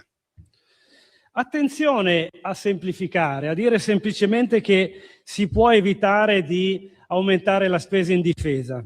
Certo, l'articolo 11 della Costituzione, lo conosciamo, dice che l'Italia ripudia la guerra di offesa, ci mancherebbe altro, è chiaro. Ma c'è anche l'articolo 52. Cosa dice l'articolo 52? Che è sacro dovere dei cittadini difendere la patria. È l'unica volta che compare in Costituzione la parola sacro, sacro dovere, quindi fondamentale, è l'unica volta che compare in Costituzione la parola patria. Ebbene, se si chiude l'ombrello USA, chi garantisce? Come facciamo ad adempiere al sacro dovere di difendere la patria? Dobbiamo fare noi. Quindi occhio a semplificare e dire che possiamo tagliare le spese della difesa. Lo scenario globale è molto incerto, molto complicato e difficile. Che fare? Che fare nel breve, nel medio, lungo termine? E chi lo deve fare? Cosa dobbiamo fare noi come Italia? Cosa deve fare l'Unione Europea? Premetto che il nostro intervento sarà decisamente più moderato dell'intervento del presidente di Confindustria Orsini, che ha detto di spianare i vertici europei. Ma Come riportare a casa pezzi di catene del valore? Prendiamo il petrolio. Il petrolio è come il maiale. Dal petrolio non butti via niente. Col petrolio fai l'olio combustibile, fai il catrame, fai il gasolio, fai la benzina, fai il cherosene, sì, se hai la raffineria. Se non hai le raffinerie, e purtroppo per quella cosa strana del Green Deal abbiamo rinunciato ad avere le raffinerie, per i singoli pezzi vai sul mercato. Noi abbiamo bisogno in particolare di gasolio e di cherosene, vai sul mercato e compri se c'è e al prezzo a cui te lo danno. Quindi è necessario rivedere e riportare a casa pezzi di catene del valore, le raffinerie. Lo stesso per i fertilizzanti. Certo, era comodo andare a prendere i fertilizzanti in giro dove costa meno, ok, però se c'è un problema devi avere le fabbriche per fare i fertilizzanti, altrimenti si ferma il settore primario. Veniamo all'energia. Mitico modello spagnolo, va bene. Sicuramente il modello spagnolo ha un mix equilibrato nella composizione, un 20% di nucleare, 55% di rinnovabili. I costi, la Germania 0,38 al kilowatt, l'Italia 0,33, la Francia 0,26, la Spagna 0,26. Quindi sì, in Spagna si paga meno, in Francia si paga meno. In Germania e in Italia si paga di più. In Germania e in Italia nucleare 0, Francia 67% di nucleare, Spagna 20% di nucleare. Quello è il mix da perseguire. Un 50% di nucleare, le rinnovabili va bene, ma le rinnovabili funzionano se investi sulla rete. La Spagna ha avuto un blackout terribile, è saltato il sistema per un paio di giorni, le sale operatorie non potevano operare, gente che poi ha lasciato le penne, perché non aveva fatto investimenti sulla rete. Adesso la Spagna fa investimenti sulla rete, quelli che in Italia abbiamo già fatto, aumenterà il costo dell'energia in Spagna. Poi, dobbiamo dirla tutta, vogliamo copiare il modello spagnolo? Beh, la Spagna nel mese scorso ha raggiunto il record di acquisto di gas dalla Russia. Copiamo anche questo? La Spagna è in buona compagnia, perché insieme alla Spagna che ha aumentato l'acquisto di gas dalla Russia più 124%, c'è anche la Francia, il Belgio, la Germania, è in buona compagnia. Noi facciamo sempre il compitino e non compriamo il gas dalla Russia. Carbone. Secondo voi, si inquina di più bruciando carbone o gas metano liquefatto? Vediamo, facciamo due conti. Se prendiamo 100 tonnellate di gas liquefatto dagli Stati Uniti e lo portiamo alla Spezia dall'amica Stefania, bene, che cosa succede? 100 tonnellate, perdo il 5% nell'atmosfera di gas metano, il trasporto, 200 tonnellate di CO2. E allora conviene bruciare il carbone. Ecco, il Green Deal non è solo dannoso per l'economia, è anche dannoso per l'ambiente. Altro esempio, sempre in questo tema, il litio.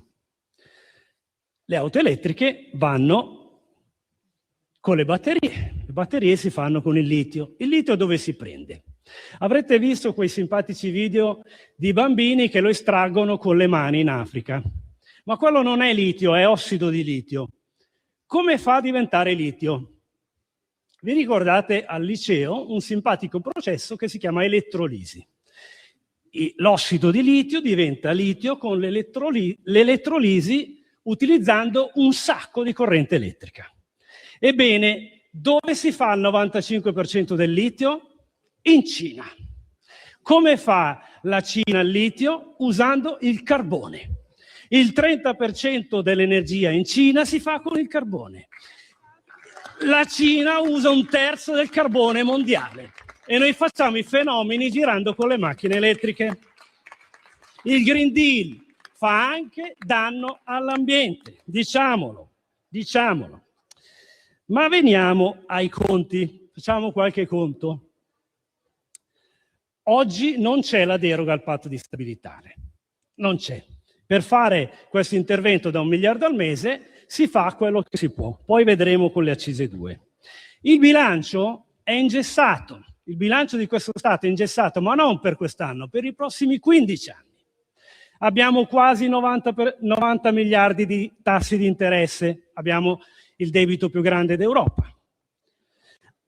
Iniziamo già a pagare gli interessi sul PNRR. Dobbiamo ridare le rate del PNRR. Ricordo che il PNRR è tutto debito.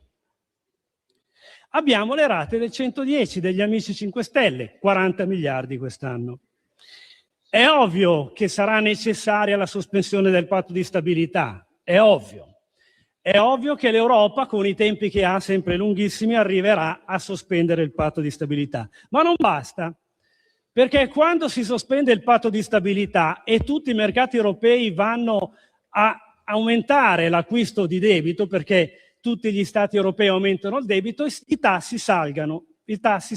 Quindi, insieme alla sospensione del patto di stabilità, abbiamo bisogno che la Banca Centrale Europea sterilizzi questo comprando debito, altrimenti i tassi salgono e la situazione non va per niente bene.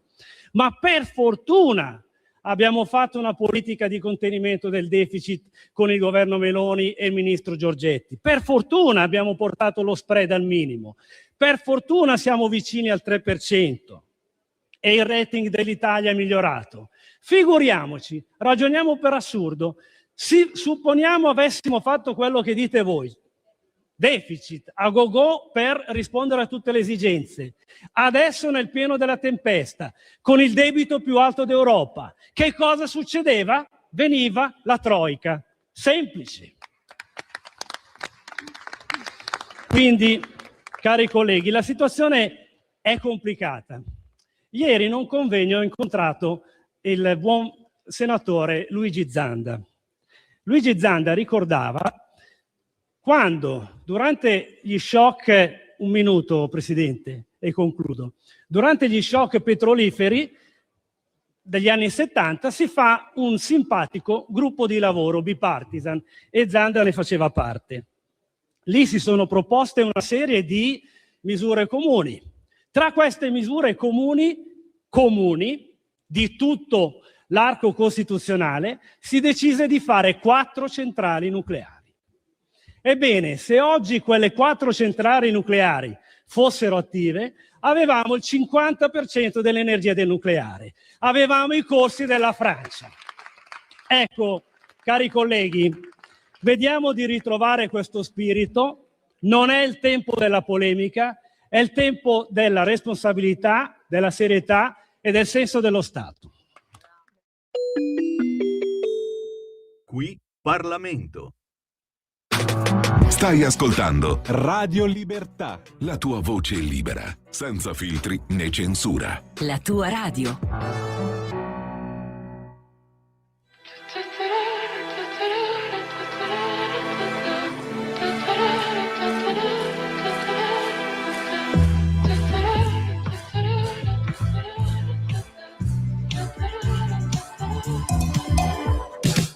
Come stai, bambina?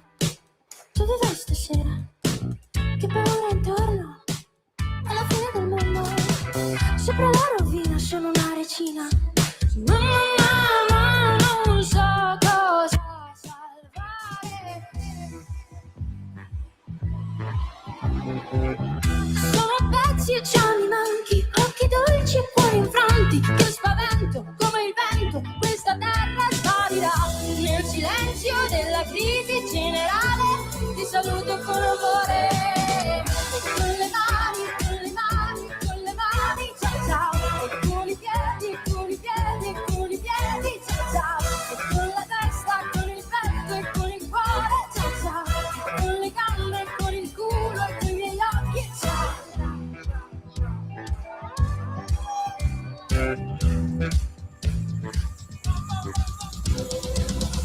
Questa è l'ora della fine, romperemo tutte le vetrine. Tocca a noi, non lo senti come un'onda arriverà, me lo sento, esploderà, la fine del mondo è una giostra perfetta, mi scoppia nel cuore la voglia di festa, la fine del mondo che tu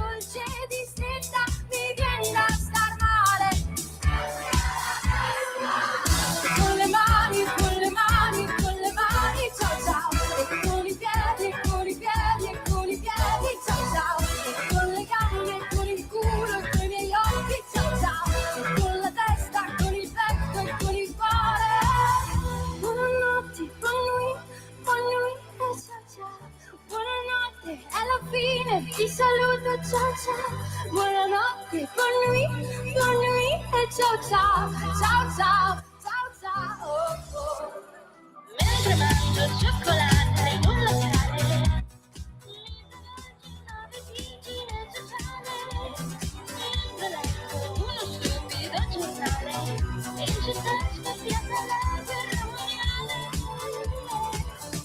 Con le mani, con le mani, con le mani, con i piedi, con i piedi, con i piedi. Con le mani, con le mani, con le mani, ciao ciao. Con i piedi, con i piedi, con i piedi, ciao ciao. Con la testa, con il petto e con il cuore, ciao ciao. Con le Con le gambe, con i piedi, con il culo, ciao. Oh, questa era la rappresentante di lista, ladies and gentlemen, che diciamo così ci intratteneva, è vero, con il pezzo, questa volta eseguito con addirittura l'orchestra nel 2023, presumo in quel di Palermo, perché loro fanno base in quel di Palermo, la rappresentante di lista con ciao ciao, molto bene, le 9, 4 minuti e 35 secondi, no, voi non ci fate ciao ciao perché siete godibili e di conseguenza a maggior ragione restate con noi, siete sempre sulle magiche onde di Radio Libertà, questa è sempre la rassegna stampa, io sono sempre Antonino Danno, almeno così pare, e naturalmente abbiamo le vostre zappe o WhatsApp belle calde, attenzione, eccolo qui, vediamo, Marco da Milano, grande Marco, grandissimo Ruggeri, nessuno come lui è capace di indagare i sentimenti umani, hai proprio ragione, grande Enrico Ruggeri. Ciao Antonino, ieri sera Rete 4 servizio fake sulla manifestazione di sabato, Piazza Duomo mezza vuota e nessuno a contraddirli, ma si può Silvio da Torino? Guarda Silvio, io ieri alle 22:30 mi sono messo a letto e ho letto un bellissimo brano, perché lo sto leggendo con molto gusto, di P.G. Wodehouse, il libro si chiama Grazie Jeeves del 1930, un bellissimo esempio di humor inglese che peraltro ha un grande seguito in Inghilterra. Se tu vuoi diventare un vero English gentleman, P.G. Wodehouse veniva consigliato niente meno che da quel gran cornuto dello zio di Elisabetta II, quello che ha abdicato, Edoardo VIII, il quale nel suo, diciamo così, programma di apprendimento, come sappiamo anche da The Crown, al suo butler, al suo maggiordomo, gli aveva rifilato tutti i libri di P.G. Wodehouse e se mi posso permettere io preferirei passare la serata leggendo del sano humor britannico. Credimi, se ti capita, leggiti un libro qualsiasi della sagra di Jeeves, che si scrive lunga E V di Verona E di Empoli S di Savona, Jeeves, e ti assicuro che farai anche delle sane risate con un'Inghilterra che non esiste, ahimè, più. Però Edoardo VIII, che era un gran cornuto, ve lo ricordo, nonché simpatizzante nazista, su certe cose, su certe scelte stilistiche, in quanto poi Duca di Windsor, nonché appassionato dandy, su certe scelte stilistiche non aveva molto torto, anche su certe letture. Va bene. E dopo avervi dato anche un sano consiglio letterario, fate riferimento, se non volete comprare i libri, alle vostre biblioteche comunali, per cortesia andate a frequentare le biblioteche comunali, vi si aprirà un mondo, e se potete salvate i libri che vengono dismessi dalle biblioteche comunali, i libri non si bruciano e non si buttano nelle discariche, ragazzi. Se la vostra biblioteca ha uno scaffale di demolendi, come li chiamo io, come si chiamano certi carri ferroviari quando vengono dismessi, ecco, se c'è qualche libro che vi interessa, prendetelo, portatelo a casa, i libri vanno amati, vanno vissuti, i libri, c'è bisogno di libri, perché se no ci rincoglioniremo tutti quanti appresso ai social, alle fake news, alle puttanate più immani e moriremo a noi stessi. E io non ho voglia di morire acciambellato sull'uscio come fanno certi cani, intellettualmente parlando. Per cui mi raccomando, leggete, che leggere fa bene alla salute e fa bene all'anima. Bene, detto tutto ciò, noi ora facciamo un patto. Io vi dico ancora due cosuzze, dopodiché Apriamo il telefono allo 0292947222, va bene? Qual era la cosuzza numero 1 che vi volevo dire? È l'inchiesta appunto sulle prostitute e i calciatori. Notava la collega Manuela D'Alessandro, valentissima cronista di giudiziaria per conto dell'AGI, una cosa, che quando insomma hanno cominciato a circolare le carte di questa inchiesta, i nomi delle prostitute sono tutti in chiaro, i nomi dei calciatori di Serie A sono tutti snerettati. E questo, se permettete, a me fa francamente schifo. Fa francamente schifo. Cioè, già fai la prostituta e devi venderti per disperazione, per tanti motivi. No? Questo con le femministe, woke e tutte queste puttanate qua. Nessuno che abbia detto mezza parola su questo. Quindi tu, in quanto prostituta, vieni ulteriormente sputtanata, è il caso di dire, con nome e cognome. Il signor prestipedatore, per dirla alla Gianni Brega, alla Gianni Brega, Dio mio, signore, perdonami, che lapsus. Alla Gianni Brera, abbiamo fatto la crasi tra Gianni Brera e Mario Brega.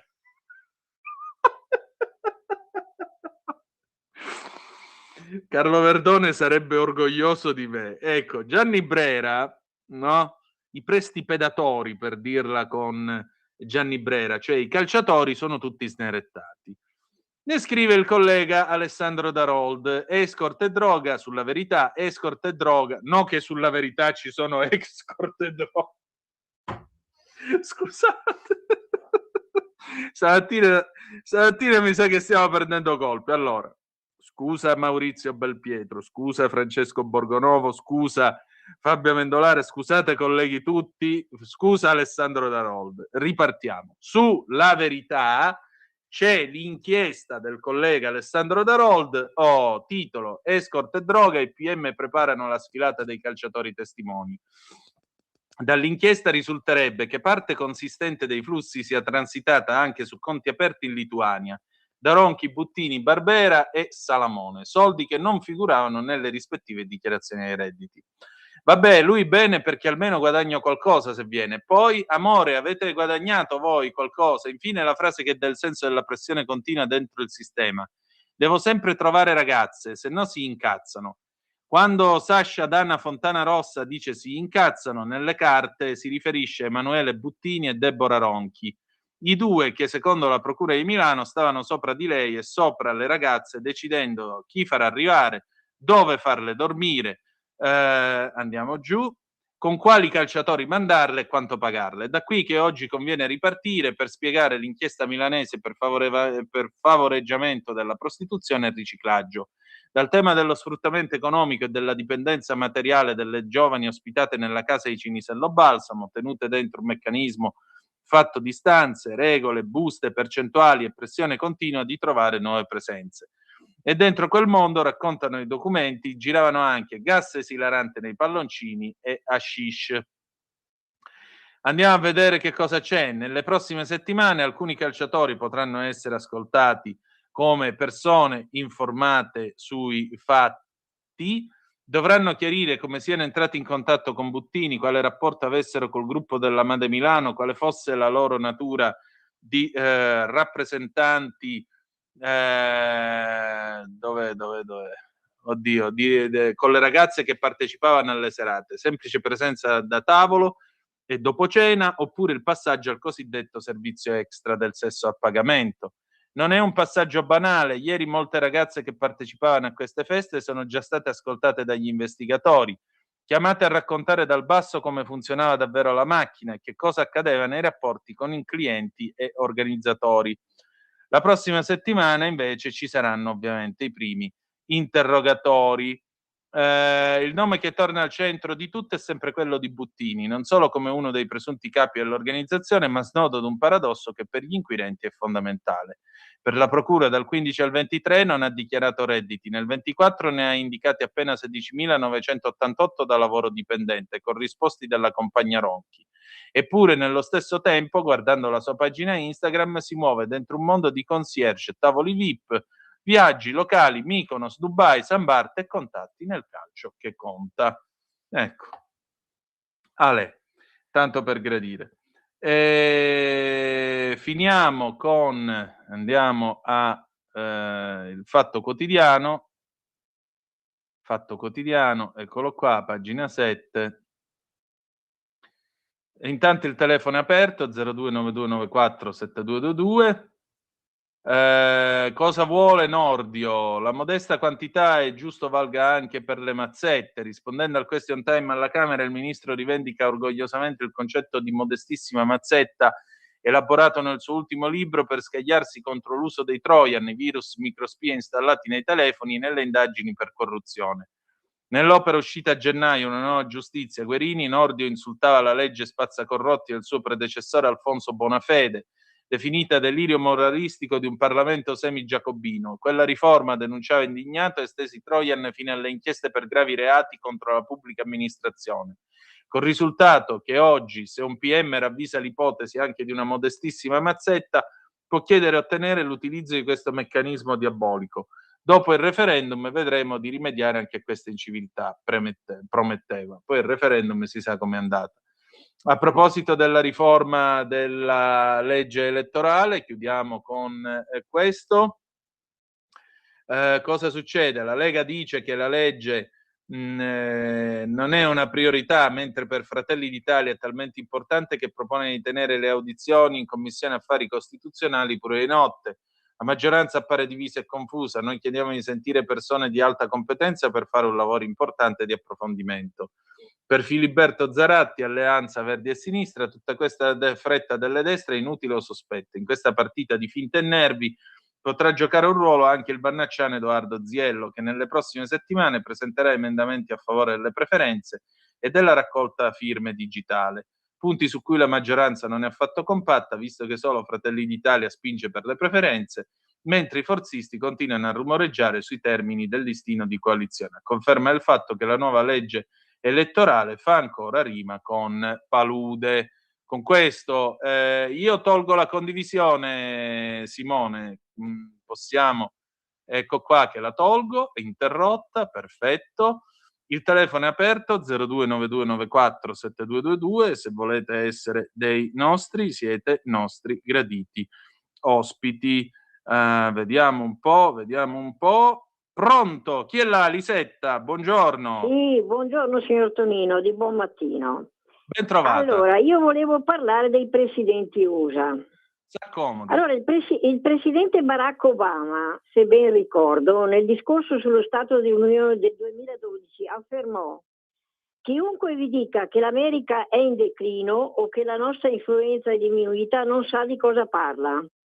E poi ha aggiunto anche, lo stesso Obama in un celebre discorso pronunciato nel 2014 all'Accademia Militare di West Point, asserì: l'America deve sempre fare da guida sulla scena mondiale. Se non lo facciamo noi, non lo farà nessun altro. E allora, la risetta, mi sembra di capire, signor Tonino, che non serve schierarsi dalla parte dei democratici o dei repubblicani per concludere che l'idea statunitense, secondo me, resta uguale, a prescindere da chi siede alla Casa Bianca. L'America ha una missione: essere il faro di tutte le nazioni dei vari continenti, i quali avrebbero il diritto, ma anche il dovere di seguirla nelle sue iniziative etiche o discutibili. Trump è un caso eclatante di esagerazione. Eppure il mondo è statico e non reagisce, secondo me, ai suoi impulsi deliranti. Sono convinta, signor Tonino, che gli Stati Uniti d'America non usciranno di scena tanto presto, nonostante la Cina, l'India e il Giappone si siano già ritagliati ampio spazio, mi sembra, nello scenario internazionale, assieme a Brasile, Nigeria, Indonesia, mi perdoni se dimentico qualcosa, Corea del Sud, Arabia Saudita ed Emirati Arabi Uniti. Tutto qua, io la saluto e una buona giornata. Grazie. Mi sembra che ultimamente l'analisi politica si sia ridotta all'affermazione che Trump sia un pazzo. La trovo la trovo una battuta che francamente è destituita di fondamento, cioè non si può ridurre la complessità del mondo in cui noi viviamo a una semplice battuta: Trump è un pazzo. Trump è un pazzo, scusate tanto, e quegli altri a Teheran cosa sono? Questa è la domanda. Come si risolve questo impasse? Come si risolve il fatto che ci sia una leadership sciita invasata, convinta di avere in mano il governo di Dio, convinta del fatto che Dio abbia dato loro l'ordine di estendere questo governo a tutto il pianeta, convertendo tutti quanti all'Islam. Se questo non accade, prima pagherai come dimma e quindi dovrai pagare una tassa per continuare ad avere la tua religione, ed eventualmente ti possiamo anche tirare una bella bomba atomica, caro Israele, perché siete ebrei e dovete morire tutti quanti. Ecco, vorrei capire come si gestisce gente del genere, che addirittura ieri aveva pure il coraggio di chiedere delle riparazioni di guerra perché è convinta di aver vinto la guerra. Come si fa a gestire un gruppo di gente così, che peraltro non ha più evidentemente una guida, visto e considerato che ognuno va da qualsiasi parte? Se vogliamo ridurre a Trump pazzo, va bene, Trump pazzo. Poi, francamente, voglio dire, non mi sembra, torno a ripetere, che le realtà dei BRICS siano state così incisive. La Cina è costretta a comprare il petrolio dall'America. Lo deve fare col petrolio venezuelano, lo deve fare col petrolio americano, tra un po' lo farà anche col petrolio iraniano, che peraltro adesso non riceve. Vi ricordo che prendeva l'80% del petrolio esportato dall'Iran e in questo momento non ne viaggia, e questo è un bel problema, e questo significa che l'invasione di Taiwan è da rinviare per un bel po' di tempo. Meno male che Trump è pazzo. Un'altra telefonata, pronto, chi è là? Ciao Antonino, sono Marco da Mantova. Oh, buongiorno! Buongiorno a te. Allora, innanzitutto quel intervento che hai fatto sentire prima delle 9 è semplicemente spettacolare e andrebbe, secondo me, Garavaglia, sì, e andrebbe realizzato un jingle e mandato ogni 30 minuti, perché spiega perfettamente quello che io ho letto nei giorni scorsi su alcuni giornali online. Quindi quello, secondo me, io se potessi io me lo metterei sul telefono come suoneria, per dirti. E mi piacerebbe anche che la radio la mettesse nel sito in modo che lo si possa anche andare a scaricare. In secondo luogo, veniamo a quello che si diceva su Trump. Sì. Trump, noi lo sappiamo, l'Europa e gli Stati Uniti ormai stanno perseguendo obiettivi diversi. Gli Stati Uniti ragionano da impero, come hanno sempre ragionato. L'Europa ragiona da cameriere. Quando ci ha fatto comodo, per ragioni soprattutto tedesche, seguivamo gli Stati Uniti. Adesso invece, per ragioni tedesche ma anche franco-tedesche, l'Europa sta inseguendo la Cina, perché da zona di produzione siamo diventati zona di commercio. Quindi l'Europa ha scelto di far produrre in Cina, importare, mettere eventualmente il marchio Made in Germany, Made in Italy, quello che vuoi, e poi mettere in commercio. È per quello, e è per questa ragione che noi stiamo andando a carte 48, perché ci siamo venduti, o perlomeno ci hanno venduto alla Cina, e la Cina ci mangerà. Adesso bisognerà vedere se questo governo avrà davvero la forza di resistere, oppure diventeremo cinesizzati, ma anche islamizzati, perché tutto sommato alla Cina non interessa nulla se noi siamo cristiani, islamici o atei. Alla Cina interessa fare gli affari, perché anche la Cina ragiona da impero. Spero di essermi spiegato discretamente. Speriamo in bene, Antonino, io la vedo piuttosto maluccio, e Trump si comporta con l'Europa come meritiamo di essere, perché siamo semplicemente dei traditori. Abbiamo l'Europa, puntava su Biden, puntava su Obama, siamo sempre stati contro, cioè l'Europa come Europa dei dirigenti, siamo sempre stati contro Trump, e Trump lo sa benissimo con chi ha a che fare, con dei traditori. Ciao Antonino, grazie. Marco, io non vedo errori nel tuo ragionamento e ti dirò anche di più. Io, francamente, il mondo si sta ridisegnando, e si sta ridisegnando con quella che Papa Bergoglio chiamava terza guerra mondiale a pezzi. non è che se tu dici non è la nostra guerra e te ne tiri fuori sei esente dagli effetti, perché stai semplicemente dicendo fate voi. Fate voi significa che tra 6 mesi magari noi andremo a bussare alle porte delle petromonarchie del Golfo a chiedere contratti per il petrolio e quelli diranno ma voi che cosa ci avete dato durante sta guerra? Bene, il petrolio lo pagate il 50% di più. Magari troveremo qualche paese, vedasi gli Emirati Arabi Uniti, a cui noi abbiamo fornito una batteria di difesa antiaerea, che ci faranno un prezzo di favore. Ma magari le altre petromonarchie saranno sobillate dall'uomo coi capelli arancioni che dirà guardate che se vengono gli europei devono pagare il 50% in più. E poi che si fa? E dopo che si fa? È molto comodo dire non è la nostra guerra. Benissimo, non è la vostra guerra, ma il risultato qual è? Il risultato è che adesso molto probabilmente tutta una serie di basi americane in tutta Europa saranno smantellate. Qualcuno dice che goduria, no, perché ora c'è un antiamericanismo che si tocca, che si taglia col coltello, l'antisemitismo lasciamo perdere, e diranno vabbè, tanto meglio ce li leviamo dai cabasisi gli americani. Sì, benissimo. Forse magari a noi lasceranno Aviano, lasceranno Pozzuoli e Sigonella, magari ai Crucchi lasceranno Rammstein, però gli altri chiuderanno. E dopo che chiudono con Putin, chi ci chiama? Abbiamo un'altra telefonata. Pronto, chi è là? Ciao Antonino. Ciao. Posso tornare un momento all'argomento libri di cui hai parlato prima? Sì, 40 prego. secondi, non di più.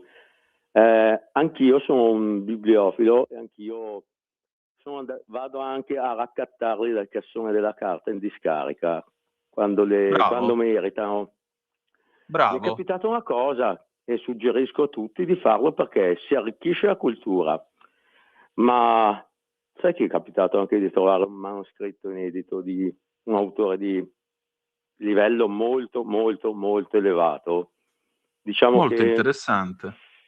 qualche decina di migliaia di euro di valore, tanto per dare dipende dall'autore. Io ti proporrei di farlo vedere a qualche casa editrice, perché tenerlo solo per te mi sembra sottrarre qualcosa a tutti gli altri. Che dici? È quello che ho in programma di fare, assolutamente. Bravo. Siamo tra gentiluomini. Sì, esatto. Tu sei sicuramente un gentiluomo se lo fai. A volte i libri arricchiscono non solo la cultura, pensa te. A voglia. E tra l'altro c'è gente che appunto tra i demolendi delle biblioteche o delle discariche ci ha trovato un'intera enciclopedia Treccani. Come si fa a buttare via un'enciclopedia così? Originale, sì. Come si fa a buttare un'enciclopedia così? Come si fa veramente? In galera dovrebbero andare. Comunque, lasciamo stare. Bravo, fai benissimo. Facci sapere come va a finire la cosa, ok? Volentieri, grazie Antonino. Grazie buona a te, conduzione. ciao. Grazie. Le 9, 26 minuti e 40 secondi. Se volete essere sempre dei nostri, 0292947222, intervenite pure.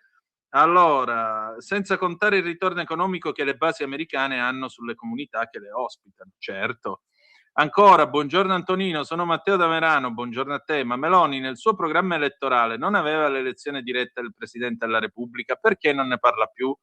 Perché secondo me ha perso di mira l'obiettivo e ha cominciato a parlare della questione del premierato.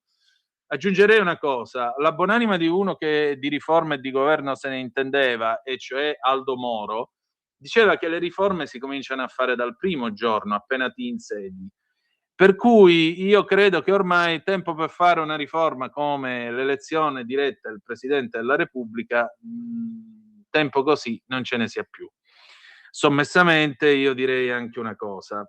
Per favore, mi pare che qui abbiamo deragliato sulla figura del Presidente della Repubblica e quindi sarebbe il caso, e non è fascismo dirlo perché questo è stato quesito sollevato da due Presidenti della Repubblica che incidentalmente erano padri costituenti e persone sulle cui capacità giuridiche credo che non vi sia assolutamente possibilità minima di dubbio, e cioè Antonio Segni e Giovanni Leone, i quali entrambi con 2 messaggi, uno nel 62 e l'altro nel 75, messaggio che grettamente il Parlamento chiuse in un cassetto dopo averlo ricevuto, vergogna, posero questa questione: bisogna aggiungere nella Costituzione il concetto che il Presidente della Repubblica è eletto 7 anni e non è rieleggibile, come si era già discusso al tempo della Costituente. Siccome purtroppo all'epoca si disse, beh, ma vabbè, siccome è una carica così lunga, essa stessa per la sua durata sconsiglia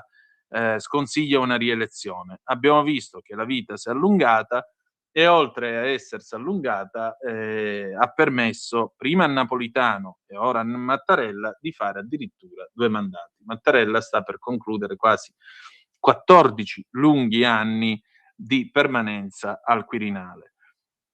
Allora a questo punto io la penso esattamente come Juan Carlos, che in questi giorni ha parlato con Le Monde, e in particolare Juan Carlos ha detto un re non lo eleggi per 4 anni, un re resta a vita e questo garantisce stabilità.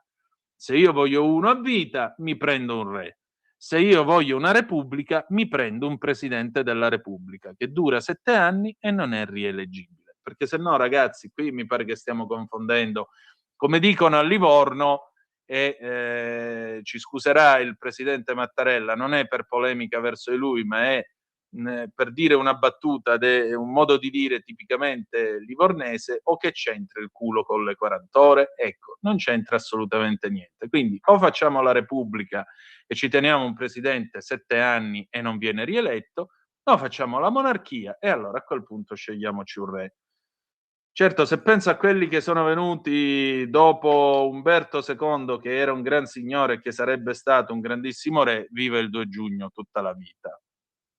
Bene, le 9:30, noi chiudiamo qui. Adesso liberamente il nostro direttore responsabile Giovanni Sallusti. Noi ci ritroviamo dopo liberamente e il resto della programmazione. Ci ritroviamo alle 11 con Zoom, il drive time in mezzo a Potere al Popolo. Parliamo di arte, vi portiamo alla Biennale di Venezia. A dopo.